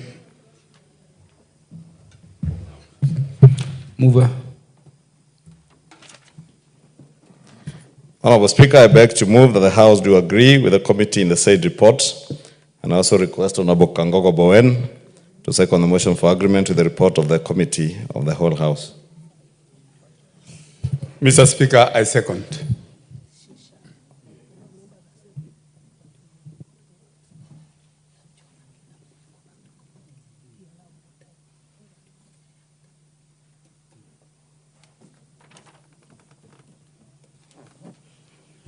Honorable members, I propose the question, which is that the House do agree with the committee in the said report.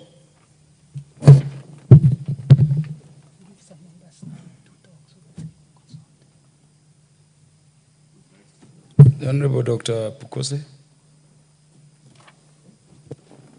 Thank you, Chair. The Speaker directed that the motion on adjournment be taken from 5 onwards or after order number 11 in view of the process that we are undertaking in terms of the Committee of the Whole House, where we were in the mid of concluding on the amendments by the Chair Committee on Energy. I request that Chair, in your intelligence, using order number 1, that you allow us to conclude that business, and then we can seek leave to deliberate on the motion by the member for Rangwe, so that for 45 minutes, just 45 minutes, and we'll be through. Honorable Chair, I seek your intelligence. Honorable Beatrice Elaji. Chair, I thought we had the miscellaneous amendment bill, few sections, Honorable Speaker, and we thought we should dispense of this issue, which will not take more than 20 minutes, Honorable Speaker, and then we go into the Honorable Koko's motion, which is also equally very important and touching the health of Kenya, Mr. Speaker. So I want to support my colleague, the Honorable Pukose, that you give us some few minutes, Honorable Speaker, and we should be done with the miscellaneous amendment bill. The Committee of the Whole House. Honorable, the adjournment motion was being brought by which member of the House? The Honorable Dr. Lillian Gogo. Would you approach the Speaker?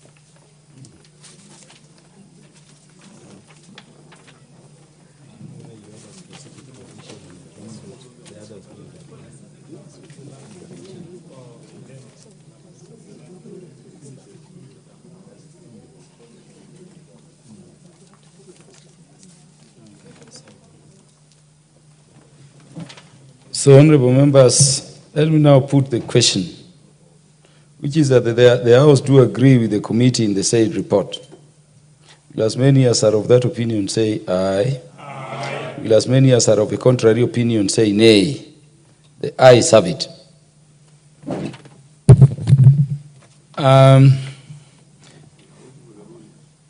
This is the ruling I will make in regard to the request made that we revert to the Committee of the Whole House.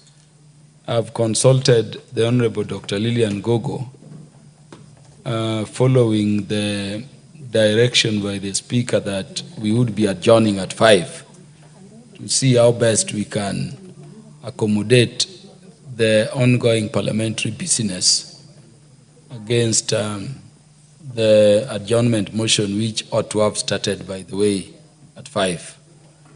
I'm therefore invoking the powers of the Speaker under Standing Order number 1 to review the previous ruling and direction of the Speaker on the starting time for the adjournment motion, which will now begin at 5:45, at exactly 5:45. And I'm saying I'm doing this having consulted both the majority leader and the mover of the adjournment motion. And there is agreement by both sides that for the convenience of the House and for the due transaction of the businesses we have on the floor, we move that way. So the adjournment motion based on those consultations is moved to 5:45. The previous ruling of the Speaker in this regard stands revised to that extent. 5:45, adjournment motion will be moved. Let us revert to call order number 11 again.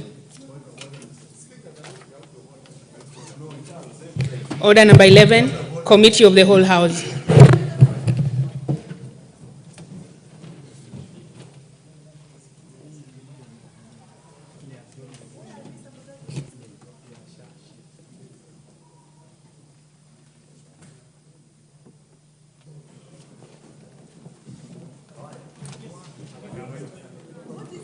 Honorable members, thank you. We go back to the Committee of the Whole on the Statutes Law Miscellaneous Amendment Bill, National Assembly Bill number 67 of 2023, and we had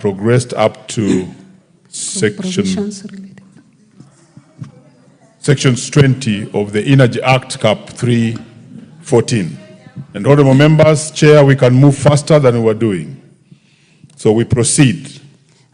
Provisions relating to the Energy Act, Cap 314. Honorable members, I propose the question that provisions relating to the Energy Act, Cap 314. Okay, let's take it again so that we get the section. Provisions relating to the Energy Act, Cap 314, Section 20. Honorable members, I propose the question that provisions relating to the Energy Act, Cap 314, be amended as proposed in section 20. Chair. Thank you, Chair. I beg to move that the schedule to the bill be amended by deleting the amendment proposed to section 20. The Chair had spoken to this, that the proposal by EPRA was to, currently the levies collected are supposed to be part of the consolidated fund. They wanted to remove that from the consolidated fund, and the committee's view is that it is more difficult to oversight funds that are given as A directly to institutions. Honourable members, I propose the question that section 20 be amended as proposed by the mover. Honourable members, I put the question that section 20 be amended as proposed by the mover. Will as members of that opinion say aye? Aye. Will as members of the contrary opinion say nay? The ayes have it. Section 26(4). Honourable members, I propose the question that provisions relating to the Energy Act Cap 314 be amended as proposed in section 26(4). Chair.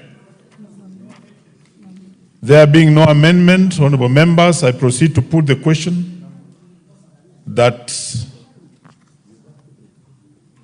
section 26(4) be amended as proposed in the bill. Will as many as without opinion say aye? Aye. Will as many of contrary opinion say nay? The ayes have it.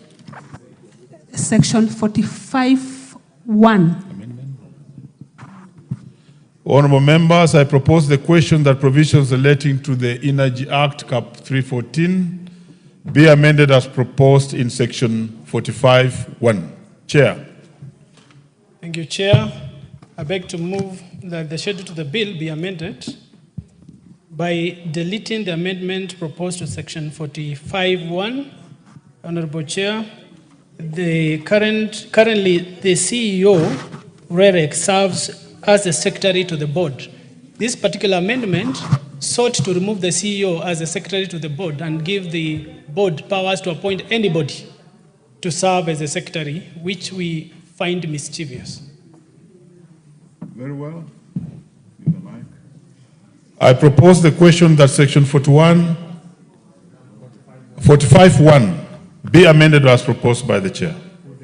I now put the question that section 45(1) be amended as proposed by the chair. Will as many of that opinion say aye? Aye. Will as many of the contrary opinion say nay? The ayes have it. Section 45(1)(e). Honourable members, I propose the question that provisions relating to the Energy Act Cap 314 be amended as proposed in section 45(1)(e). Chair. I beg to move that the schedule to the bill be amended by deleting the word 7 appearing in the amendment proposed to section 45(1)(e) of the Energy Act, Cap 314, and substituting therefore the word 4. Members, again, REREC sought to increase the membership of their directors appointed by the Cabinet Secretary from 4 to 7. Meaning basically total number is 7. 3 currently are being appointed by the Council of Governors. They wanted to take everything. And we felt that since the representation by the Council of Governors is currently 4, while by the CS is 3, we are going to swap so that we have 4 from the CS and 3 from the Council of Governors. This will also speak to the next amendment. I propose the question that section 45(1)(e) be amended as proposed by the chair. Yes, Majority Leader. Mr. Speaker, let me thank the chair and support that particular amendment, because the chair did also not mention that this would be against the Mwongozo policy, because that would have moved the board membership from 9 to almost 11 members or 12 or way above the 9 recommended under the Mwongozo policy. Therefore, I support, and also it's also important that since the Cabinet Secretary in charge of energy is a person who has a lot more business to do than the Council of Governors, it's only right that we allow the CS to nominate 4 people and the Council of Governors nominates 3. Very well, honorable members, I put the question that section 45(1)(e) be amended as proposed by the chair. Will as many as without opinion say aye? Aye. Will as many as with contrary opinion say nay? The ayes have it. Section 45(1)(f). Honorable members, I propose the question that provisions relating to the Energy Act Cap 314 be amended as proposed in sections 45(1)(f). Chair. I beg to move that the schedule to the bill be amended by deleting the amendment proposed to section 45(1)(f) of the Energy Act, Cap 314, and substituting, therefore, the following new amendment. Delete the word for appearing in paragraph F and substitute, therefore, the word 3. Again, if you look at it carefully, we've just swapped the membership by the CS to 4, which was initially 3, and from the Council of Governors to 3, which was initially 4. I propose the question that sections 45(1)(f) be amended as proposed by the chair. Honorable members, I put the question that section 45(1)(f) be amended as proposed by the chair. Will as many as without opinion say aye? Aye. Will as many as with contrary opinion say nay? The ayes have it.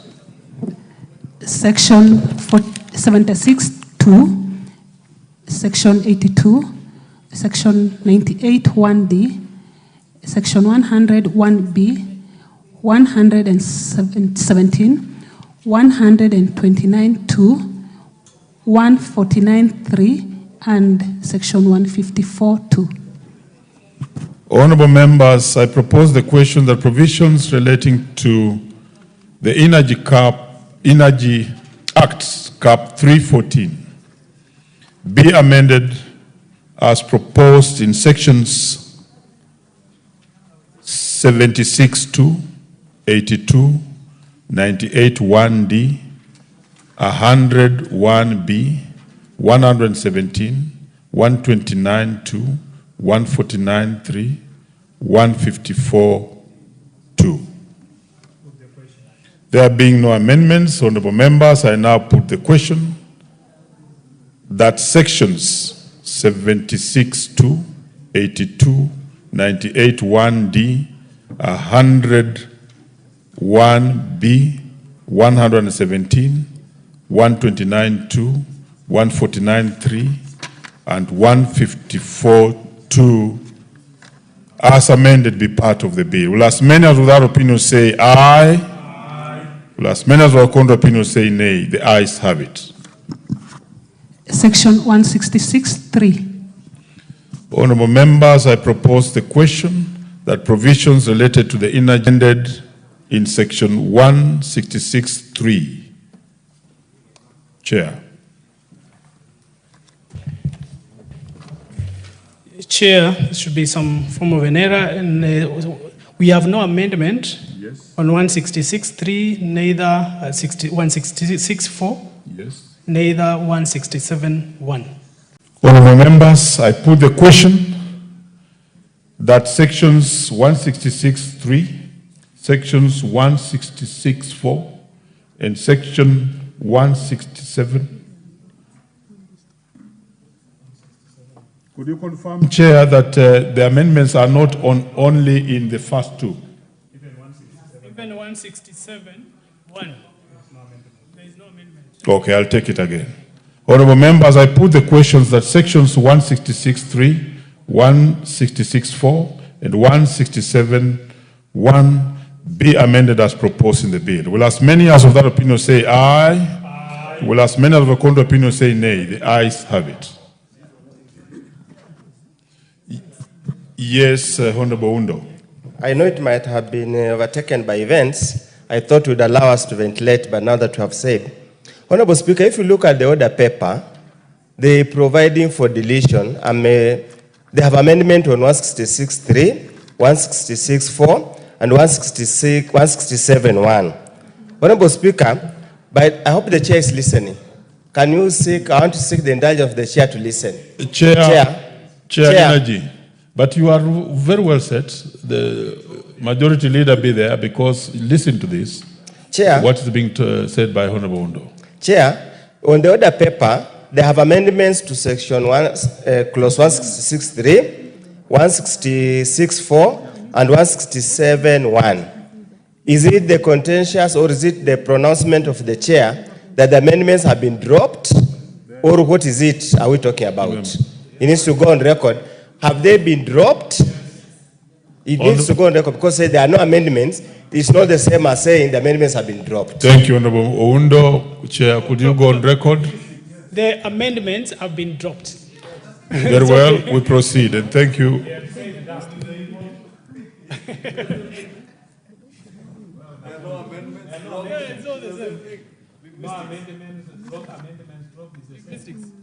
have one more to go.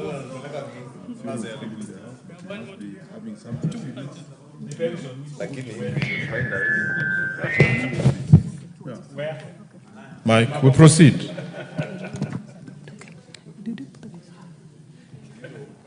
Where did you put it? Oh, sorry. Section 169(2). Honorable members, I propose the question that provisions relating to the Energy Act, Cap 314, be amended as proposed in sections 169(2). Chair, there's an amendment on this one. 169(2). Yes, there is. I beg to move that the schedule to the bill be amended by deleting the amendment proposed to section 169(2). Chair, it's a bit contentious issue here. That this particular one, the proposal was that if you, for instance, hire a vehicle or rent out your vehicle, and that vehicle is used to carry stolen materials, Kenya Power stolen materials like cables or etc., then you forfeit that vehicle. And the committee felt that it's a bit too, we are stretching it further, too far, because you can easily hire a vehicle without knowing the intent or the purpose for which this vehicle is going to be used, and you rent out your vehicle. This vehicle, if it ends up being used for other purposes, it will be a little too unfair that you forfeit a vehicle by just virtue of hiring this particular vehicle to the person who ends up using it for mischief. Very well, Chair. Yes. Let me propose the question first. Honorable members, let me propose the question that section 169(2) be amended as proposed by the chair. Yes, Honorable Bowen. Bowen, you take the first bite. Yes, I think, I don't know why they deleted this clause, Honorable Speaker, because if you find a vehicle carrying KPLC stolen materials, it means these people, they have organized themselves. They organize including the car, the means of transport, and the whole thing is a scene of crime. So I don't know why the committee, they should not have been deleted. It should be a deterrent, because many of our transformers in the rural areas, they have been stolen, and they are not taken they are not using their bags, they are using vehicles. Even those vehicles are part of the conspiracy. So they should be forbidden to the state. I oppose. Honorable Millie. Thank you, Chair. Chair, even though I want to agree with Honorable Bowen that a lot of our communities are suffering because of the way people are stealing all our transformers and all that. But it would be really punitive if you were to punish the person who has hired out their vehicles. Because when you are letting out your vehicle, you don't, they don't tell you we are going to use your vehicle to steal. So really, what if you, in good faith, you give out your vehicle and then somebody uses your vehicle to steal? Even in criminal law, we must also be able to assess that you have a criminal mind or a guilty mind, which is called the mens rea. So it should actually be wrong to punish a person without a guilty mind. So I want to agree with the chair with that proposed amendment. Let us put strict punishment, but not punishing people who have not deliberately gone out of their way to steal. Leader. Chair, you know, the intent of this amendment was to make it punitive to carry stolen materials, especially those related to the energy sector. But I wanted to propose maybe as a middle ground, Honorable Speaker, that the chair considers, instead of deleting the entire amendment, to add a proviso where we say any vessel used to convey the vandalized equipment or appliance in the attempted vandalism, detailed in subsection, shall be forfeited to the state, provided that the owner of the vessel is not the person who was who is guilty of having vandalized the equipment. So that we have a proviso, Honorable Speaker, so that we also don't encourage people, because the intent of this amendment, Honorable Speaker, is to discourage even people who lease out their cars for transportation, but may not know what they are transporting. But also, Honorable Speaker, we also need, in view of what the committee is saying, to protect other innocent people, including yourselves, who your driver may take your car and ferry, and you're able to show that you never intended to transport stolen equipment knowingly. But if you knowingly transported stolen transformers and other equipment, then you forfeit that vehicle. And by the way, this is not the first proviso. Under the KWS Act, if you transport poached animals, you forfeit your vehicle. What was your vehicle doing in a game park, ferrying elephant tusks? You forfeit the vehicle. If you slaughter antelopes in the game reserves, it is there. So we just need to correct it to have a similar proviso that is punitive and discouraging people from ferrying stolen goods. The Honorable Masse, as the Honorable Masse speaks on this, Chair. Thank you. Order, Honorable Masse, could you consider then coming with a middle level? But let's hear Honorable Masse's contribution. Thank you, Very Chair. briefly, 1 minute. Thank you, Chair. Chair, I want to support the position of the committee. Whereas I agree this is a very serious offense, and I must reiterate that the offenders, the thieves, must be punished, and there should be a serious clause for punishing the thieves. Because, Honorable Chair, I'm just from my constituency. So many cables have been stolen and my people are in darkness. So we cannot allow this to continue. Those who are stealing cables must be punished. You have made your point. But we should not punish innocent owners of transport. You have made your point, Honorable Speaker. Gisairu. Because even your vehicle can be hijacked and used to transport this cable. You made your point. Gisairu. Thank you, Chair. I think I support the deletion by the Chair because, Chair, if the car has been leased, it will be wrong to punish the owner, for he may not have been aware that the car will be used for that. Okay. Yes, while we are against the stealing and vandalizing of electrical materials in our constituency and in the country in general, those who can forfeit, if, let's say, you are using your own vehicle and you are... Honorable members, I now propose the question, which is that the House do agree with the committee in the said report.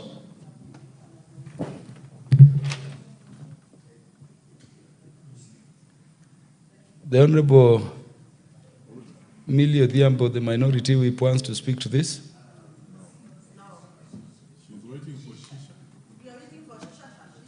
Okay. Yes, the Honorable Majority Leader. Honorable Speaker, I know this bill has taken quite some time because of the enormous work that was involved with the various committees, and allow me to take this opportunity to thank the Chair Energy, our Chair Labour, the Honorable Karemba, the Chair Jailak, and I think the other Chair was the Chair for Sports, who are very diligent in all the work that they put in considering these amendments. Honorable Speaker, particularly allow me, Honorable Speaker, to now tell our judicial officers, Honorable Speaker, that in accordance with the mandate that was conferred to the Judicial Service Commission by Articles 172, 1B, and 251D of our Constitution, the Commission can now review and determine the nature of transport facilitation and the rates of reimbursement of daily subsistence of expended by judicial officers, from judges, other judiciary staff, Honorable Speaker. And you know, our judiciary and judicial officers, including our judges, all the way from the judges of the High Court to judicial officers in lower courts, all the way to magistrates, have suffered for some time because they have been subjected to the vagaries of the Salaries and Enumeration Commission, Honorable Speaker. But in accordance with the provisions of the articles I've mentioned, Articles 172(1)B and 252(1)D, the Judicial Service Commission now can review and determine what facilitation befits a judge of the Supreme Court, what facilitation befits a magistrate in a far-flung corner of our country where the road network is not very good and they are not being facilitated by the state to serve the people that they are serving in those jurisdictions. And with the amendments in this miscellaneous statutes amendment bill, Honorable Speaker, it will now be possible for the Judicial Service Commission to do that, to facilitate the efficient working and delivery of justice to Kenyans across the country. Of course, I hear whispers about what about members of parliament. The Parliamentary Service Commission, Honorable Speaker, does the same. It determines the remuneration or the facilitation to be able to facilitate your movement. But probably I should take this opportunity, Honorable Speaker, to remind the Parliamentary Service Commission that those members of parliament from Nairobi and areas surrounding Nairobi, like Kikuyu constituency, those from Machakos, those from Ranga, those from Kiambu, and parts of Kajiado, Honorable Speaker, are still not being facilitated, and they also spend a lot of their resources to attend to their constituents, and therefore, Honorable Speaker, the Parliamentary Service Commission and our commissioners, they are those commissioners we elected in this house, particularly, Honorable Speaker, and we told them part of their core responsibility will be ensure that there is equity in the facilitation of transportation of members of parliament. We are in the third year of this house, Honorable Speaker, and we are serving them notice that they must meet the expectations of those members of parliament who are from the vicinity of parliament or constituencies and counties that are nearer Nairobi, Honorable Speaker, so that there is equity, Honorable Speaker. And with those many remarks, I support and thank honorable members for your commitment to be here up to this time in support of this bill. Thank you, Honorable Speaker. Honorable members, under our standing orders, adjournment motions have to be moved when the time directed by the Speaker comes. That was to be about 4:45. I gave opportunity to the majority leader because of his position in the House. Would you give the mic to the mover of the adjournment motion to move? The Honorable Dr. Lilian Gogo, the MP for Rangwe. Adjournment of the House to discuss the implementation of the Social Health Insurance Fund. Dr. Lilian Gogo. Thank you so much, Honorable Speaker and honorable colleagues, for coming to discuss this matter that is of national importance. Honorable Speaker, healthcare is a basic right, and a healthy nation, Honorable Speaker, speaks to the development and progress of that nation. Social Health Insurance Fund is designed to improve universal... Order, Honorable Lilian Gogo, would you first move? Just to the extent possible. I know the motion is in terms of what was approved. You don't have to read the whole of it, but if you can pick so that you move. I was just doing a component. I was just about to finish. Thank you, Honorable Speaker. The objectives are commendable as it aims to bridge critical gaps, though the rollout has faced several challenges, and it is important that we look at this as a matter of national importance. I beg to move, Honorable Speaker.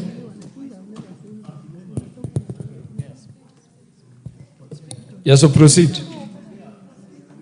Proceed, you had moved. Oh, thank you so much. Honorable Speaker,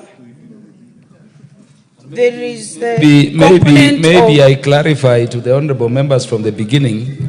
The Honorable Dr. Lillian Gogo, you have 10 minutes. Oh, okay. All other members have not more than 5 minutes under the standing orders. So Okay. proceed. Thank you very much. Honorable Speaker, it is usually the desire of every government to provide health care to its citizenry. And as it were, Honorable Speaker, there was need to change from what was old and of old generation, the National Hospital Insurance Fund, to what was presumed to be a better quality healthcare system, the Social Health Insurance Fund, SHIF, that is to be managed by the Social Health Authority. One, there are so many aspects that are brought, Honorable Speaker, and citizens are confused. They don't know whether it is NIF, they don't know whether it is SHIF, they don't know whether it is SHA, they don't know whether it is SHO. People need to be appraised. Shisha, no, not Shisha. People need to be appraised on this matter. It affects their health. Honorable Speaker, in my last salary, 32,000 and some other shillings were deducted from my salary. One, this caused delay, but it eventually went. And I'm told that those who are not able can pay as low as 500 shillings and still get health care.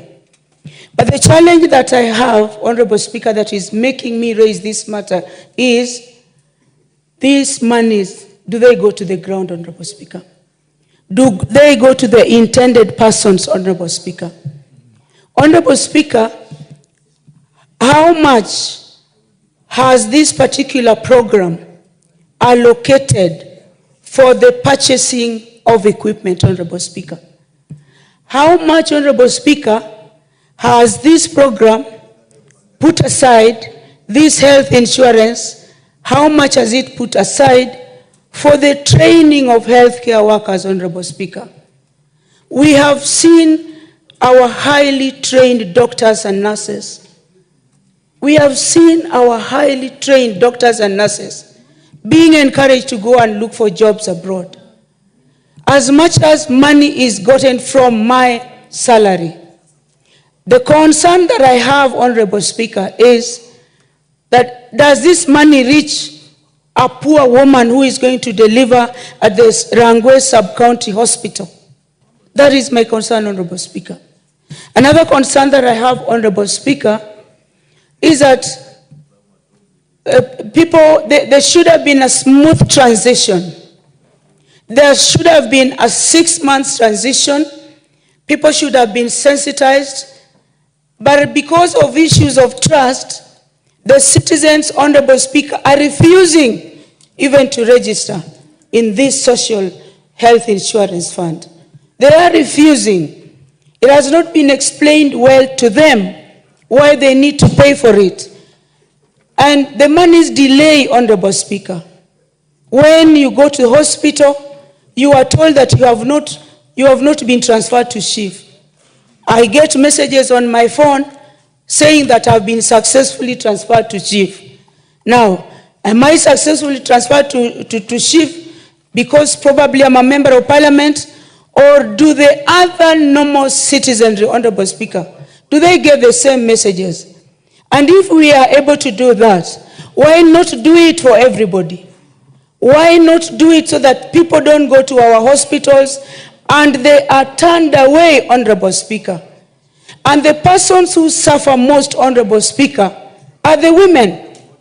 The persons who suffer most, Honorable Speaker, are the caregivers. More often than not, caregivers are women. And they have to take care of children.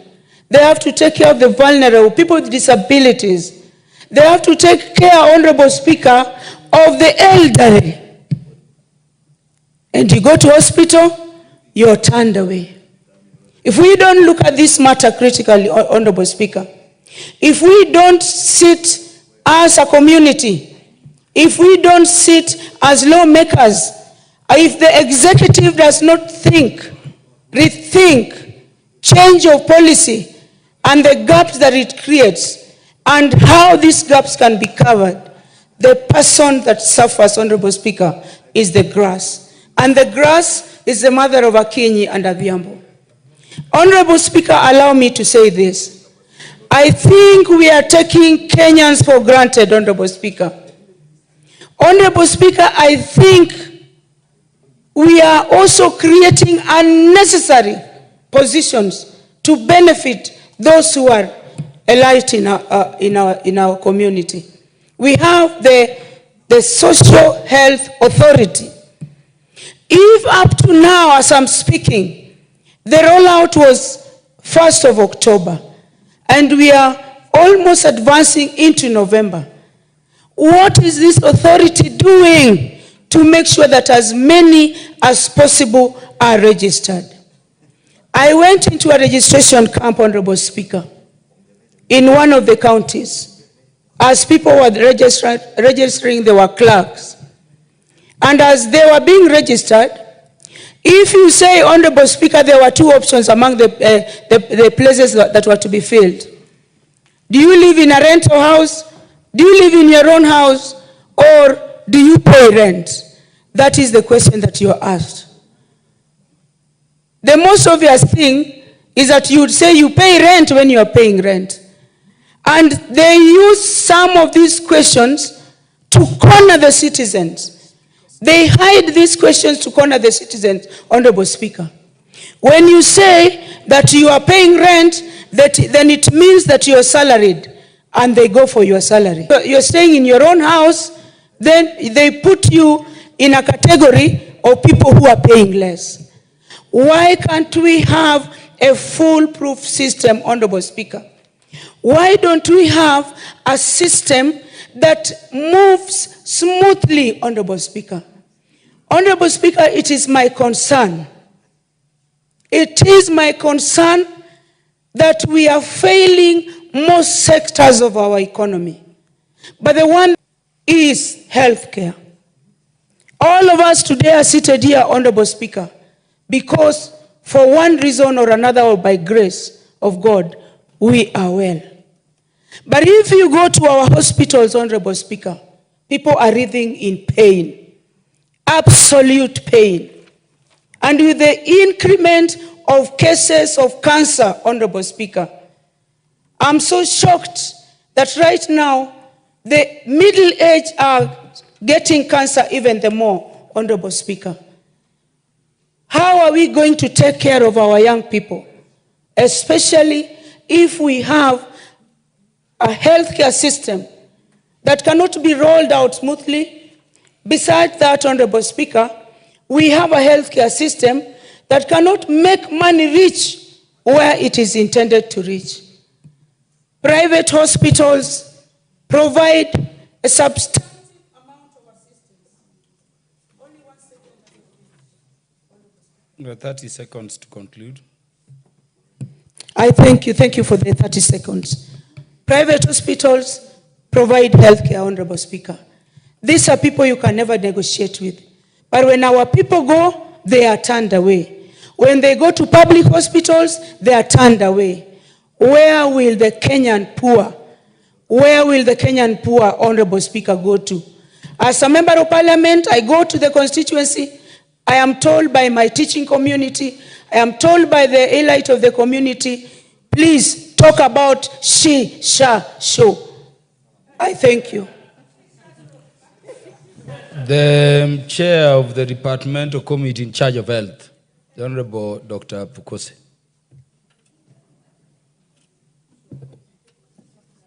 Thank you, Honorable Speaker, for giving me to contribute to the issues which have been raised by Honorable Lilian Koko. First and foremost, I think it is good that we understand what we are talking about. The authority is called Social Health Authority. And this authority, that is the SHA. This authority was a creation of this House. It runs 3 funds: the Social Health Insurance Fund, the Emergency, Chronic and Critical Care Fund, and the primary health care fund. All the three funds now replaced the one fund which we had, the NHIF. NHIF had a lot of many problems and challenges. And the previous governments have tried to see how best we can be able to introduce the universal health care. We had pilot projects in Nyeri, Machakos, Kisumu, and other areas to see how we can be able to introduce this.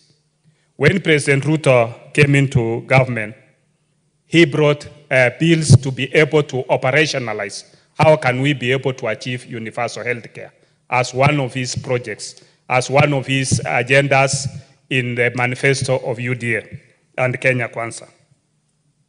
In this, we passed the Digital Health Authority, Digital Health Bill. We passed the Social Health Insurance, the Social Health Authority Bill, and we also passed the Primary Health Care Bill and also the Facility Improvement Fund. Honorable members, on 1st October, the government began rolling out this program on providing of Kenyans universal health care. It is 5 weeks now. In this program, as we speak today, we have several successes that we've seen. Among them, we have 39,000 Kenyans who have attended renal care visits. We have 81,000 Kenyans who have had admissions, 12,000 cancer care visits. We've had 49,000 consultations at the primary care. And what is the impact on this?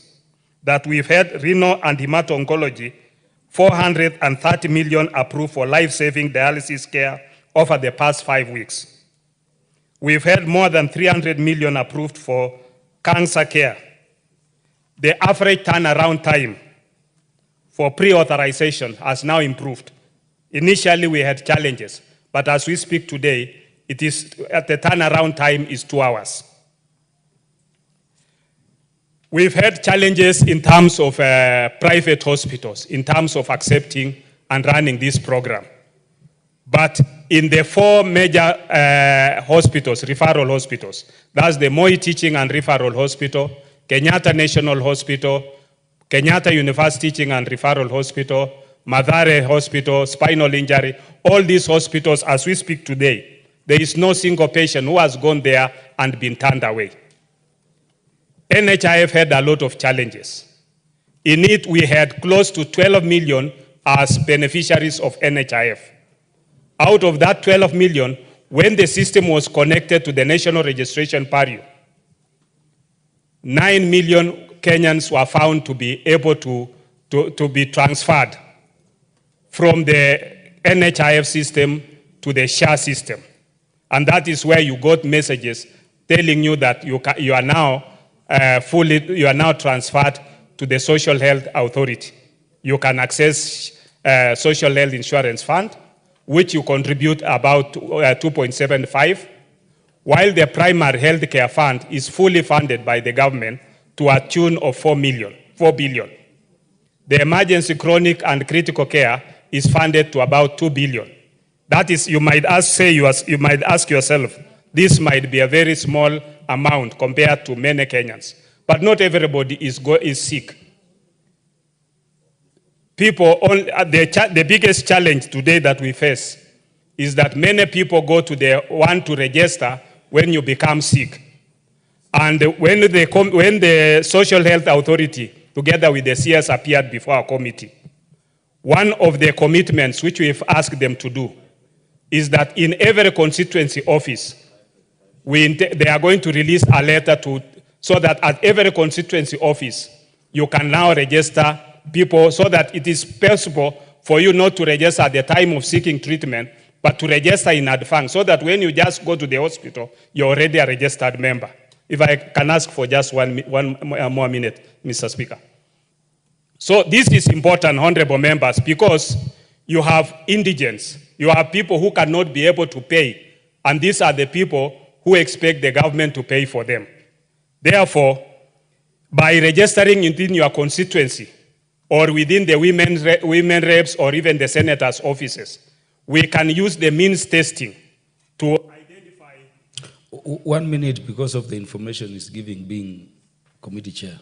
The Social Health Authority, together with the Digital Health Agency, will send their staff so that they can liaise with your constituency office managers and your team so that your constituents can be registered, and through means testing, we can be able to pick those who are indigents and they can be able to access services so that the government can pay for them. Because in our budgetary allocation, we have an allocation that we allocate for indigents. And I think these are the largest population that will come to you seeking for your assistance. So as soon as that letter comes, I'll be able to forward to and we have asked them to forward to the clerk so that all members can be informed and you can be able to inform your constituents. With those few remarks, Honorable Speaker, thank you for allowing me to contribute. The Honorable Dr. James Nyikal.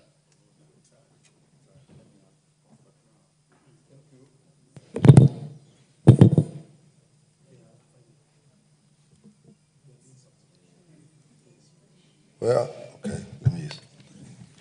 Thank you, Mr. Speaker. Mr. Speaker, we have a problem. And the basic problem is a problem of transition. So when we actually passed these bills, you remember our greatest argument was actually on the issue of transition. So what has happened and why SHA and Chief actually have gotten into problems is the transition, we didn't manage it well. And even when we said SHA, the authority which has got 3 funds.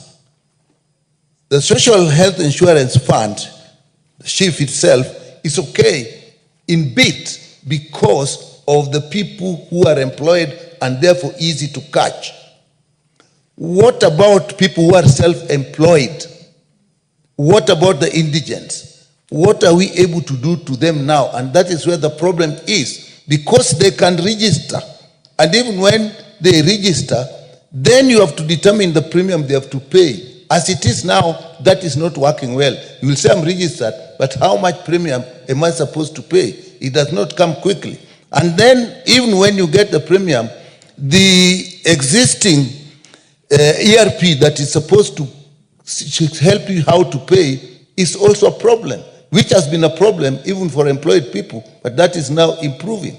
So those are the problems. So now, those who are self-employed, we are saying we are going to use means testing. They test themselves.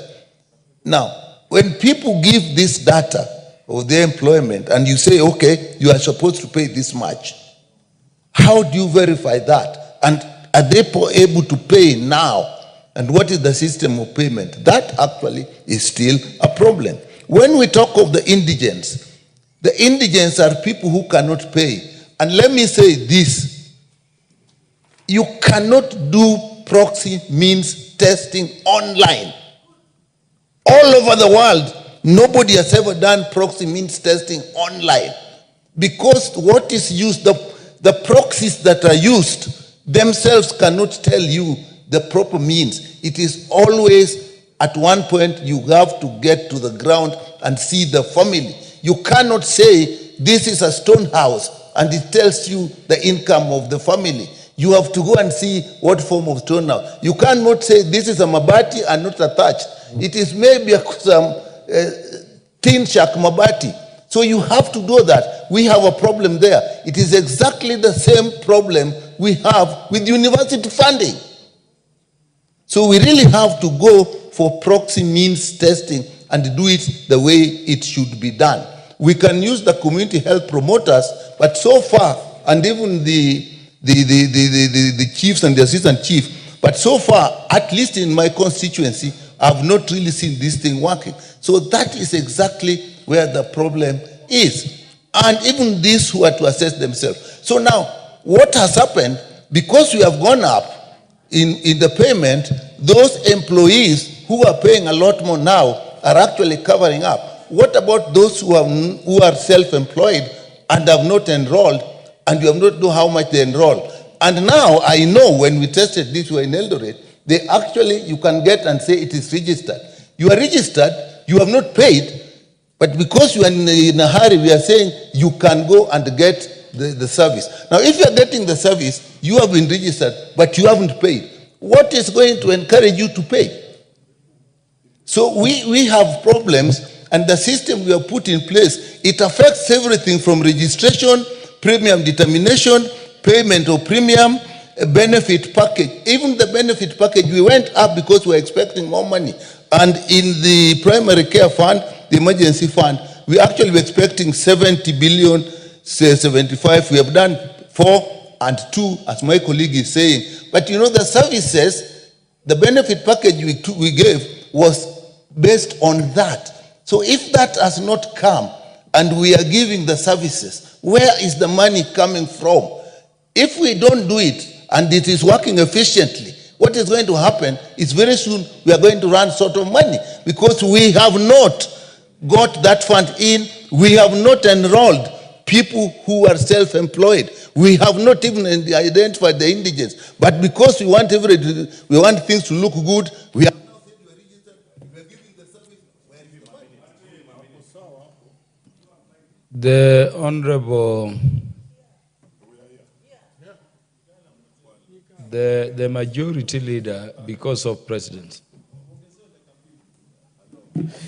Thank you, Honorable Speaker. Honorable Speaker, let me first take this opportunity to thank the Honorable Dr. Lilian Gogo for this adjournment motion, because it gives us the opportunity to address a very topical issue in our country. Honorable Speaker, maybe allow me to start with a bit of statistics that I have just gathered, Honorable Speaker, that so far, a total of 14.4 million Kenyans have registered to join the Social Health Authority program under the Social Health Insurance Fund.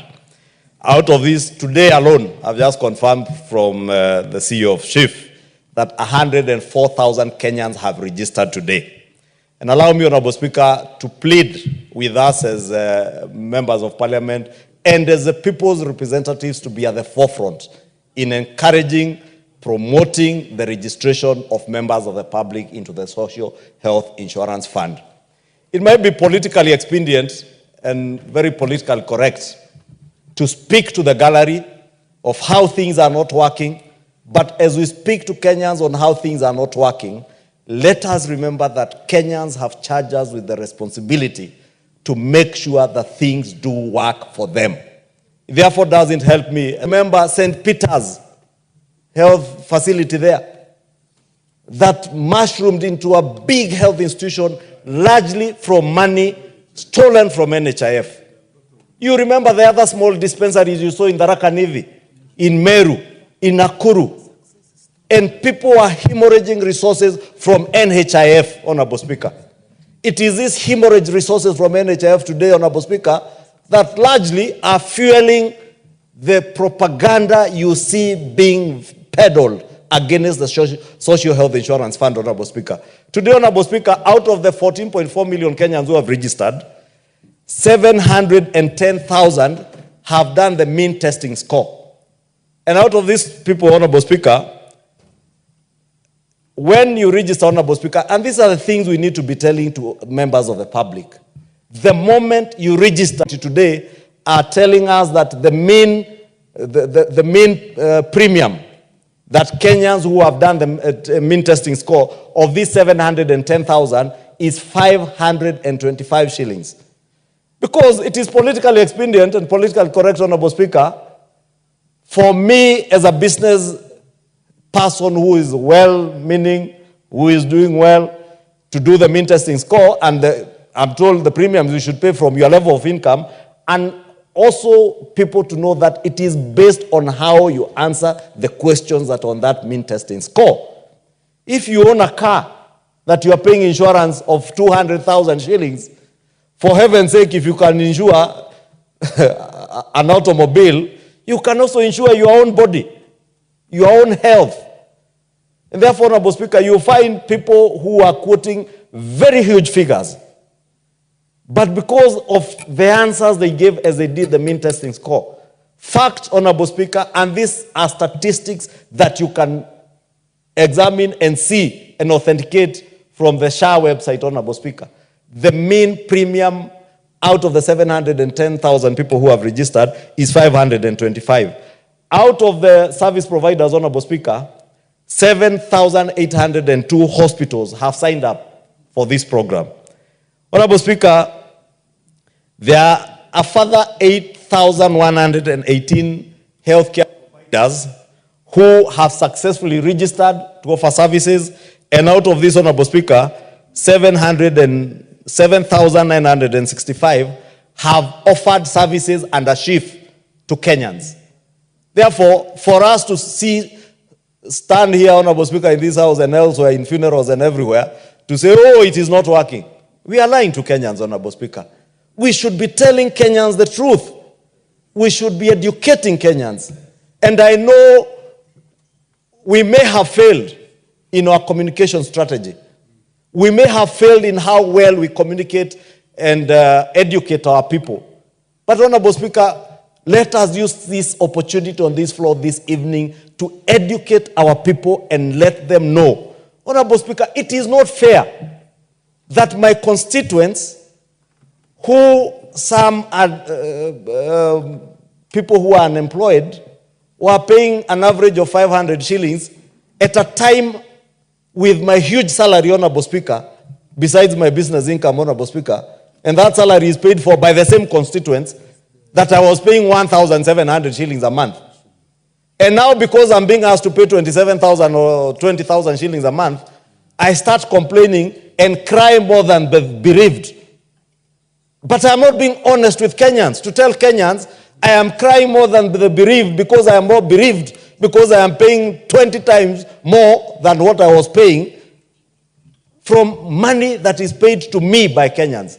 That is the kind of honesty, Honorable Speaker, I want to beg that we exercise as we debate, Honorable Speaker, as we educate. Let us be at the forefront of offering civic education to our people. Because, Honorable Speaker, you have seen cases of cancer patients. You've seen renal care patients, those who are undergoing dialysis, and yet I had paid for all my NHIF. If you are unemployed, the moment you sign up, automatically you can access a level 1, a level 2, a level 3 hospital without payment. The capitation that is going to the hospitals, the facility improvement fund. You know, I was so embarrassed, Honorable Speaker, over the weekend when I had a member of parliament pretend in Kikuyu that this chief or shifo, and saying it is not this shifo. Shifo is a name for a chief. A member of parliament saying that they do not know the difference between chief and shifo. Yet you are seated in this house, you legislated right from the first reading to the third reading to the committee of the whole house. You are here shouting aye, as the speaker said, the ayes have it. Then you go to your village to tell Kenyans that you do not know the difference between chief and shifo. That you do not know the difference between sha and chief. Honorable Speaker, I am saying I was so embarrassed because I would expect a leader elected by the people believing that that leader knows more than them, to be using that opportunity, Honorable Speaker, to educate their people, to tell them that if you have need to access renal care and dialysis at your dispensary or at your local level 4 hospital, all you need to do if you are unemployed is to do the mean testing score. You are advised how much premium you should pay. When you pay, Honorable Speaker, and I know these are the cries that Kenyans have raised, that the mean testing score is asking you to pay for the annual premiums for the whole year. That was the case under NHIF. You could not access renal care, cancer treatment, without paying your annual premiums, Honorable Speaker. And Kenyans were paying. Today, Honorable Speaker, because SHA, or the Social Health Authority, is yet to activate the insurance premium financing, they have now opened it up to Kenyans to be able to pay every month. Let us educate our people that you now can pay monthly premiums, access your dialysis, access your cancer treatment. Let Kenyans know that today under SHIF or under the Social Health Insurance Fund, they can access dialysis, they can access chemotherapy, radiotherapy, free of charge if they are registered with this authority, if they have paid their premiums. It doesn't matter whether it's annual premiums, If you have access to insurance premium financing to pay your annual premiums, pay. If you cannot, discuss with them and pay your monthly premiums. Access those services. Honorable Speaker, my last point. Our county governments and our county governors, and I really want to plead with our county governors. A minute only. In a minute, Honorable Speaker, if our CEC's healthcare in our counties can take up the challenge, because other than the Kenyan public who are the major beneficiaries of this shift, Honorable Speaker, is our county governments. The facility improvement fund that we legislated in this house, I know many politicians will not tell Kenyans that truth, that facility improvement facility empowers your local dispensary to have a committee that will even procure equipment and medicine at that local level. It is the number of people who are registered in that locality and who are registered to that facility that will enable the facility in your locality to access the facility improvement fund that will ensure that a hospital in Gatuna in Kikuyu, the far-flung corner of my constituency, the most remote part of my constituency, if they have a dispensary, Honorable Speaker, they will be able to access the facility improvement fund, be able to equip their dispensary, have medicine available at the dispensary, have money to hire doctors, and we legislated, we made it possible in this House, Honorable Speaker. Thank you, Majority Leader. The Minority Leader will take precedence over you. Honorable Andrew Kwome, the Minority Leader will take precedence over you, the Minority Whip, for the avoidance. The Minority Whip. Thank you, Mr. Speaker. And I want to thank Honorable Lilian Gogo. Honorable Millie will always speak before you, whenever she wants. Though that is discriminatory, because the tallest man should be speaking before. But Mr. Speaker, having said that, I want to thank Honorable Lilian Gogo Honorable Dr. Lilian Gogo for bringing this before the House. And Mr. Speaker, I just want to say that under Article 43 of our Constitution, it provides for the right to health to the highest attainable standard of health care, including reproductive health care. And legal framework, a new legal framework that replaces NHIF, and we passed 4 bills. And Mr. Speaker, I was in the House when those bills were being passed. I was especially opposed to certain parts of that bill, but that is now water under the bridge. We have a new legal framework. Mr. Speaker, having listened even to the members, the honorable members as they move, Honorable Kimani Chungwa and even the Honorable Nyikalan, the Chair of Health Committee, one of the things that I can indeed say is that the proof of the pudding is in the eating. So it is actually too early to even say, we would be cheating ourselves to say that here are the benefits. We don't know the benefit yet. If you are an excellent person at monitoring and evaluation, you cannot say within a month that we can see the benefits. So yes, we will probably see the benefits much later. However, we can see photos of people who are in hospitals who are struggling to access health care. Those with renal issues, those who are cancer patients. And Mr. Speaker, even though I know Honorable Ichungwa is actually castigating a lot of the members who he says are pushing propaganda, as he's saying one. I don't know who that is, since I'm not too sure. But I'm not very keen on the politics of the mountain. But Mr. Speaker, what I want to say is that we need to acknowledge that there are very serious transition issues over this. Over this. And Mr. Speaker, if we lose a life, we can never regain it. I have a person who is very close to me who is undergoing cancer treatment right now and will not receive any treatment unless there's pre-authorization of payment. And Mr. Speaker, if me, I'm at the place where I am, maybe because they are able to do that, because we, for different factors we can. But the cries we are getting from our own constituencies, the cries we are getting from ordinary Kenyans is telling you that there's a huge problem with the transition. And this transition was not done efficiently. What I would want to encourage the chairman of the Committee of Health is, one, please do a kamkunji for members of parliament. I am a lawyer and I was here when this was passed. And a lot of us would want to sit here and pretend that we understand and know. Me, there are a lot of things I don't understand about this, and I passed this law here. What about ordinary Kenyans? Do an urgent kamkunji for members of parliament so they understand what this system, this new system is all about. Number two, we need to actually stop most of the things we are doing in this country so that members of the public understand and know how they can access healthcare. Because healthcare should be the most primary, right for everybody. Because if I'm already dead, how are you helping me? How will it be of benefit to me if I'm already dead? Even if you were to compensate, I will already be dead. So really, I think we need to take this issue more seriously than we are. Let us listen to the cries of Kenyans. If the health system is not working, a lot of the poor people can't access healthcare system, there is a problem. And Honorable Majority Leader, please listen. Please, the transition is not working well. Please take this and inform whoever needs to be informed that they need to take urgent action. The transition is not working well. Thank you, Lillian, for bringing this. I would request we speak for not more than 3 minutes so that as many of us as possible contribute. The Honorable Omboko Milemba.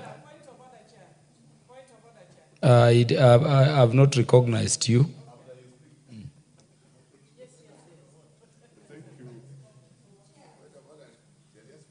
Thank you, Honorable Speaker. The issue concerning the new model of health provision in this country requires a consortium of all of us to deal with. It doesn't require even people to take podiums on one side and say that this is succeeding, while another team sits on the other side to say it's succeeding, because that will not help us. Another thing I want to say about this is that it doesn't even require statistics, quick statistics of we have treated several number of people, we have done this dialysis. I'm seated very close to the chairman, and he gave a number of such statistics, but even the leader of majority went ahead to give a lot of statistics. I was in a meeting over the weekend where the Minister for Health was called upon to speak on this. Honorable Speaker, she went straight into statistics the way I've seen this happen here, and she lost it. But later on, another speaker came, took her time or his time and spoke about slowly. I was with the Honorable Maungu, and the second speaker really scored. So I really want to remove the first thing amongst members of parliament. There are those who are supporting, those who are not supporting, those who know, those who don't know. We don't know this thing properly. And we need to know it. If we don't know it properly, the local man will not know this thing. And therefore, because I know I have 3 minutes only, the first advisor is to go with Millie. Let's have a kamkunji. But I had another one, that we need to invite the Minister of Health in this particular assembly so that he may explain to us what is happening outside there. Because unless the explanation comes out, it will be difficult. Honorable Speaker, the other challenge is the ownership of the whole setup. The Kenyans are not willing to own up this particular new model of funding. And the ownership can only be developed if, as the members of parliament will go outside there and explain.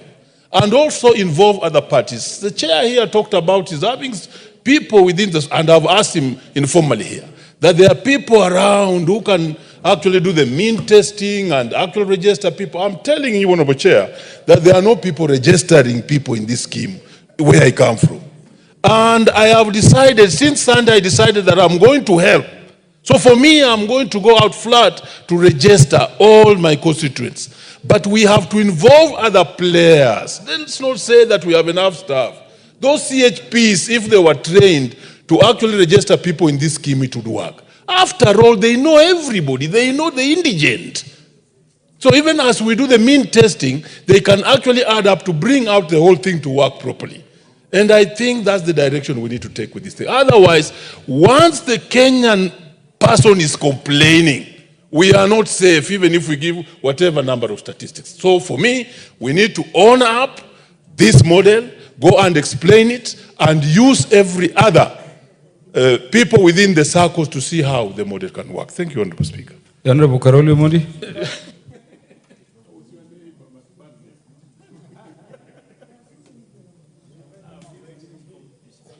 Thank you very much, Honorable Speaker, for the opportunity, and thanks, Honorable Lillian Gogo, for bringing this matter to the floor of the House.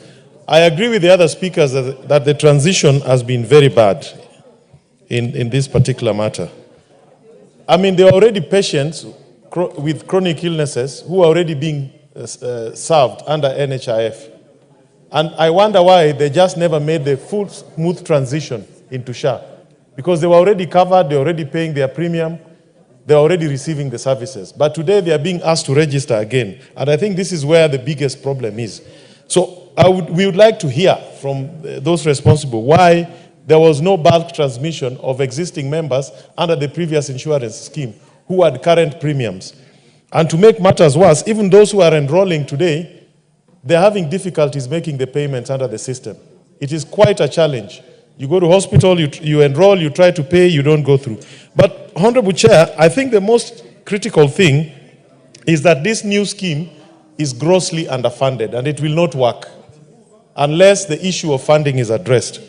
The data I have, and Omboko Mulema, please forgive me for using some numbers, NHIF legacy debt is over 30 billion, which is not paid to service providers. How will you convince them to start accepting new patients under the new system, especially the private sector hospitals? The actuarial projections were that about 50 billion would be needed to start underwriting the 3 funds that we have created. Only 6 billion has been made available of the 50 billion that was required. And as the majority leader said, 14 million members have registered, but only 700,000 have paid. And I suspect these 700,000 are those who have been captured because of employment, not because of being self-employed. Yeah, because they are employed. So basically, we are looking at a new system that is grossly underfunded, projected to cost about 275 billion in the long run to make it fully functional, but is funded at 6 billion. And to make matters worse, we have committed 105 billion to buy a health management software system, information system, 105 billion, instead of committing the money to underfunding the insurance schemes under this scheme. So I think the biggest problem is the way this thing is being funded. And without sufficient funds, I can guarantee you it will fail. It will not work. Thank you, Honorable Speaker. I think we should have the Kamkunji so that we all get educated on this matter better. Thank you. The Honorable Gadoni wa Muchomba. Thank you, Mr. Speaker. I rise to thank my sister, the Honorable Dr. Lilian Gogo, for bringing this motion. I indeed had tried to bring the motion this morning, and I wrote to the Speaker, but I was informed that she had done that before me, so she was given the precedence, and I appreciate. Mr. Speaker, I personally went to various hospitals after I got a lot of calls from my voters on matters to do with the denial to access to health. I went to 2 hospitals that are mission run, 1 public referral hospital and 1 level 2 hospital. And I interacted with the patients and I gathered there is a big problem. Whereas we sat here, like Majority Leader says, and we passed these laws, personally I did not pass them because I had issues with one of them. We must appreciate that you don't bring a new law and rush to implement the law without involving the stakeholders. When I went to those hospitals, Mr. Speaker, one of the hospitals told me and confessed to me that they are owed over 200 million by the former NHIF. And therefore they have a problem. I mean, how do you tell me to continue treating patients under a new program and you've not sorted my previous debts? And I know this is a problem. Most hospitals, by the way, the ones that are rejecting patients, they are rejecting patients because they feel that honestly, somebody needed to come out very clearly and tell them, we are migrating. But are we migrating with your debts? Are we migrating with your problems that we have not sorted under former NHIF? So this is the problem, Mr. Speaker. And let us not come here and read numbers. I appreciate the numbers that have been read out here by Majority Leader, numbers read out by our Health Chair Committee, Dr. Robert Pukose. But numbers is not what our people are waiting for. From this debate, they're waiting to hear how are they going to be treated tomorrow in hospitals, Mr. Speaker. Mr. Speaker, when I went to one of the hospitals, I found a patient who was withdrawn from the ward, only to go and queue out for dialysis at 6 a.m. from the ward. And I visited that hospital at 4 p.m. here in Nairobi. And I found that patient in the queues waiting.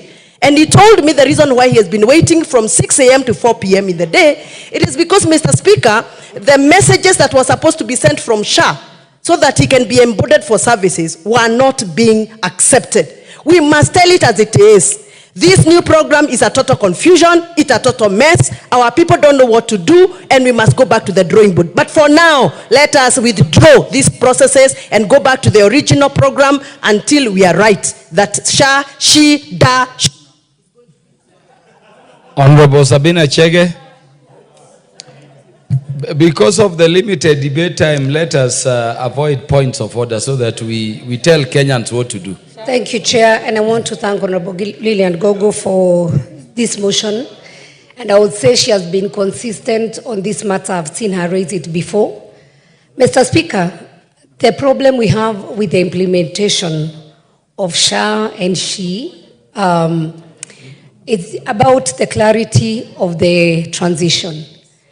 Mr. Speaker, when the government decided to move from NHIF and now to the SHA, which is the authority, and with the benefits that we are being given by the chair from SHE to the emergency to the primary care, there was no proper communication and clarity on the benefits. As a former chair, Mr. Speaker, yes, NHIF had many challenges, but when patients visited hospitals, they knew what to expect. So a patient who was to go for dialysis, a patient who was to go for chemo, and who are majority of Kenyans, Mr. Speaker, they knew when they went to hospital what they were to pay and if they were to top up. Unfortunately, Mr. Speaker, when the 1st October came, I also became a victim. I had a patient in hospital, and even with an insurance, Mr. Speaker, it was very difficult to claim what was meant to be NHIF, which now had become SHE under the SHA authority. And so, Mr. Speaker, I would urge the chair of the Health Committee, these members, and I know even yourself interact with your constituents, it is the high time whether we can even be able to do a public participation. The Social Health Authority was well intended to ensure that every Kenyan gets access to good health care. But I want to agree with my colleagues that there are challenges in transition. Just like any other program or project, there will be those teething problems when it's being implemented. And I think that is where we should focus. But there are also success stories. Honorable Speaker, I'm just from my constituency. The whole week, I was not in Parliament last week. And I did public participation. And one of the issues I was sensitizing my people on was on SHA. And they said, Mweshimiwa, we did not know. And the information the chair was telling us, we needed to sensitize and educate Kenyans so that they know what is SHA, what is the premium, how do they benefit, how do they pay. That information is lacking. And while we were doing public participation, one of my constituents, when returning back home, broke his hand. And we rushed him to hospital, to one of the private hospitals in town, and we were told we needed to deposit 100,000 cash money, which we did not have. I demanded that the patient is transferred to Bungoma, where we looked for a hospital. We were being told 70,000 we did not have. But before we went to Bungoma, I made sure the patient was registered with SHA.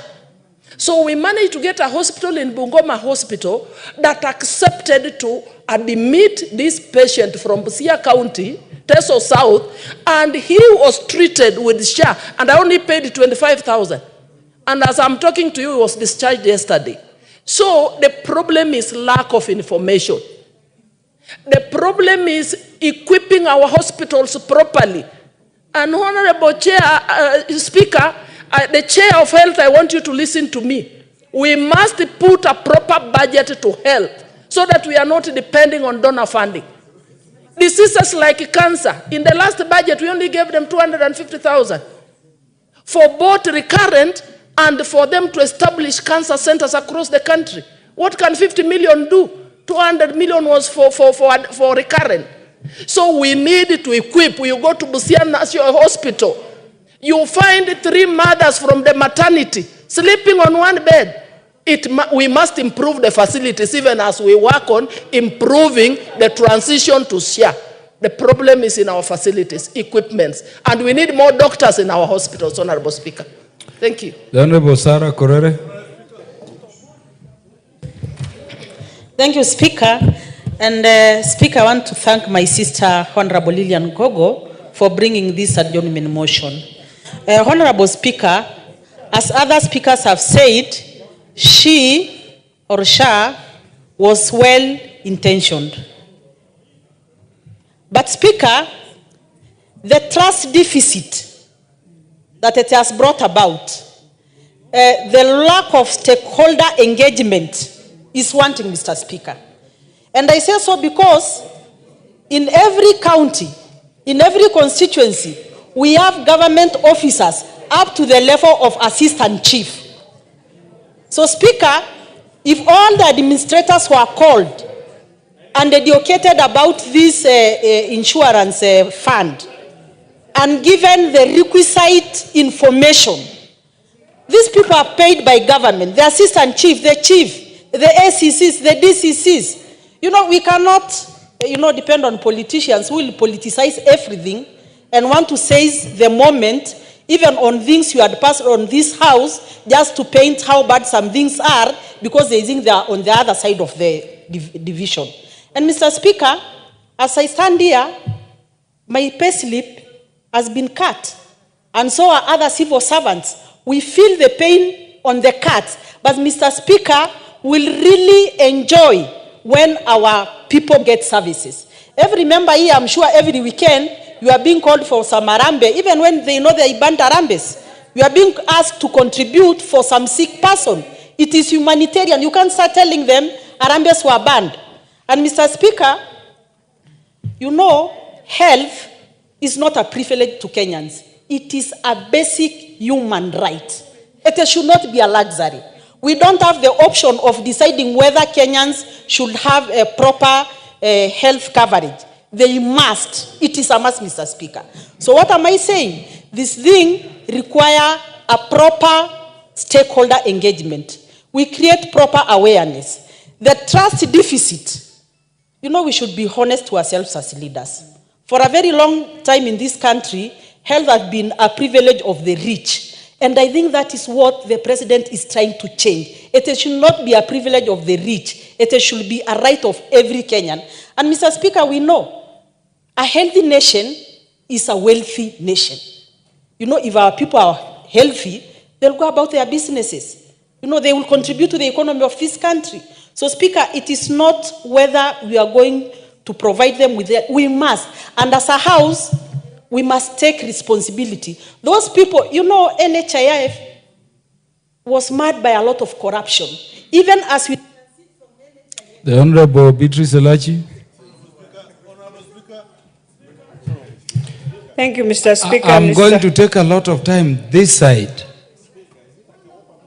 Thank you, Mr. Speaker. Mr. Speaker, I also rise to thank our sister, Dr. Lilian, but more importantly, for just giving me the opportunity, because last week I walked into the Committee of Health to get to understand. And Mr. Speaker, this health cover is the best for Kenyans, yes. But what we need to understand, and what the committee and our chair of health needs to understand, you cannot have a system where you appreciate the hardware, but you forget software is what will make the hardware work. And that is the crisis we are in, Mr. Speaker. One of the things I need them to come and explain to us, in all insurances, there is a cap. You know, in SHIF, you don't have a cap. So if someone is paying based on your salary, you are just paying. And those are some of the things Kenyans are feeling. They need more explanation. There must be a cap on this. Mr. Speaker, the other thing is that it is time for all of us members of parliament to put a desk in our constituencies. Let us register our people through our community health workers so that we see these numbers, so that we now get to understand, and even as ourselves, to have a tent here outside here in our own bunge, for us also to know whether you have registered, yes. But if I go on my phone, it does not show me that this month I was able to contribute the money. So how will I know that I'm contributing? So it needs that system analysis is where there is a big problem. And Mr. Speaker, there is worse problem in the digital one, where we have all these multi-agencies that have brought us into this crisis. Yet we bought a machine for nearly 104 billion. We should not be in this crisis. We should be now having a health cover, and we should be now celebrating that we have a health cover for everyone, but not going into the crisis we are going in. And then we find putting our president into a lot of challenges because of what we have done. And yet it is just in the Ministry of Health where we have that confusion, Speaker.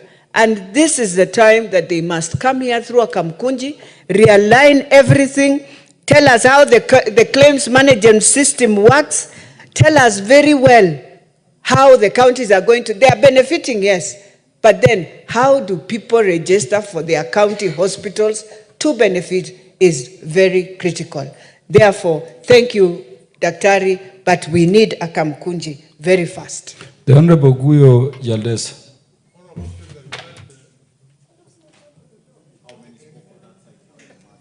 Thank you, Mr. Speaker. I think what we need to know, the concept of universal health care is the best thing for this country, where anybody can walk into any health facility and get appropriate quality treatment is what we all need. And that is what SHA is expected to address. The problems we have today on SHA, and I'm sorry, the majority leader was teasing people. They do not know the SHA, the SHIV, and the rest. And he's the one who's telling them, waving to them, say yes, say yes. And they are saying yes because they were obeying his orders. And today, he is telling them that they do not know what they voted for. I wish he was here to accept, to hear this. Honorable Guyo Yaldesa, so many of us have just agreed we don't understand the systems. Thank you, Mr. Speaker. In fact, that is why I'm giving more members of the Health Committee a chance to speak to the public and to fellow members. Yes. So, Mr. Speaker, Ruku is thinking about what to say. But, Mr. Speaker, this is a good thing. This House approved that motion. It approved through all the 3 readings. And it's unfortunate that our members of parliament do not understand what they passed.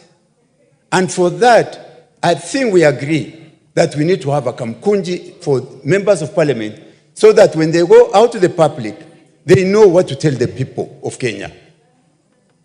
We know there are teething problems. Any problem, any project that you are starting as a teaching transitional problem, that it should be sorted out. So last week when we met the SHA team, we said that even Parliament, they should even open a tent here for them to register members of Parliament and their staff so that they understand these things and ask more, and then they go out to the public and tell them what to do. Final, because I can see that the thing is changing. The counties have collapsed and it's giving us problems. But my appeal, do not close any of the former NHIF branches and do not lay off the staff of NHIF who have been working for NHIF just because we have changed from NHIF to SHA. Thank you, Mr. Speaker. The Honorable Gideon Ochanda. Thank you, Mr. Speaker. Mr. Speaker, the juggernaut that is in front of the nation is basically a combination of factors, but the very basic one is poor learning experiences. We've learned this many times before. You've seen this many failures before, but it's like we didn't learn. So because of that, we have not connected those learning experiences to how to communicate with the public and how to manage transition. So this is basically the main problem that we have as a nation. All these registration processes have failed before. In the last parliament, we placed 6 billion each year for 3 years for purpose of registering indigents. Nothing came out of it. We've seen in the past registration even of basic things like the huduma number. It failed the nation. So anytime that we are talking about registration of any manner, we must learn from that the past experience to package how we communicate with the public. And that's where the biggest problem is. What because I was talking about is fantastic, but the public don't have it. Who is it that is supposed to be communicating with the public? I don't think it is the member of parliament who is supposed to be communicating the official communication of the government to the public. They can only help, but there's a basic office, there must be a basic segment, there must be a basic department of government that communicates with the public officially about government things. And that's exactly why we have not, the way we have managed, for example, ID, we initially had that big thing. It remains, it works. Then we change to the small ones. So the old one works through for a long period of time. Why don't we have even those registration of NHIF and the rest that we had before work through to the entire period so that we don't put a stop or an end to an exercise that we know must run on for a long period of time. Even the registration process, even the start date of SHA has failed to pick up in the last 2 years. So those kind of things makes the public not to trust, not to get the information the way they want, so that believing becomes a problem. We must reorganize how we communicate for us to deal with the public. Thank you, Mr. Speaker. Honorable Dr. Makali Mulu. Yeah, thank you very much, Honorable Speaker. Honorable Speaker, I just want to join colleagues in appreciating this motion. And I want to say this, Honorable Speaker. I want to go on record that I participated in passing this law, the 3 pieces of law. There are things we objected to. We said they don't make sense, but as usual, our voices were buried. Now, one of them, which is critical, Honorable Speaker, is when you're introducing a new program, if you are programmatic in terms of thinking, there is always what we call the piloting phase, so that you pilot, and as a result of the lessons learned from piloting, then you roll out to the whole country. And I think that's what Dr. Ochanda is saying, that the interface, we missed it. That's why we are facing so many challenges in terms of the transitional phase of it. The second matter, which is critical, Honorable Speaker, you remember the issue of the staff was very, very hot in this, a very hot debate in this House. And we said it's important, we assure the staff, the NHIF staff, that they will be taken care of in terms of transition. Now, we have an authority here which has come on board. They are using a very demotivated staff because they have not come out clear what is the fate of the NHIF staff. As a result of that, they expect them to work as if they are very happy.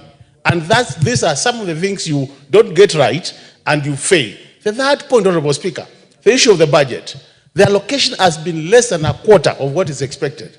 But to make things worse, we come here and publicly announce that we have a digital system which we are going to install, which is going to cost 104 billion. You are telling us you have no budget to roll out the program, and you are buying a digital system at 104 billion. These are the issues, Speaker. So, Speaker, we are saying the government should be able to listen, so that when Kenyans are saying this thing is not working, can we allow Kenyans time? We say let's allow another 4 months so that we have that interface, NHIF and SHA.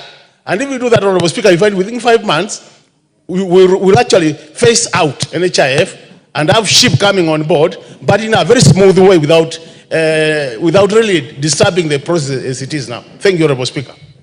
The Honorable Irene Mayaka will be followed by the Honorable Andrew Okwome Adepu. Thank you, Honorable Speaker. And Honorable Speaker, I just want to express the sentiments of majority of members here that one of the biggest gaps in SHA and SHIF is the lack of communication, either to the public, to us, the members who represent the public. Nobody really knows what is going on. And that's the biggest issue that we really need to take care of. Honorable Speaker, for example, the staff who are working under majority of them is communicated to them in terms of what is going to happen to them. And this communication needs to be very clear. Honorable Speaker, I hear a lot of members suggesting that we should have a kamkunji.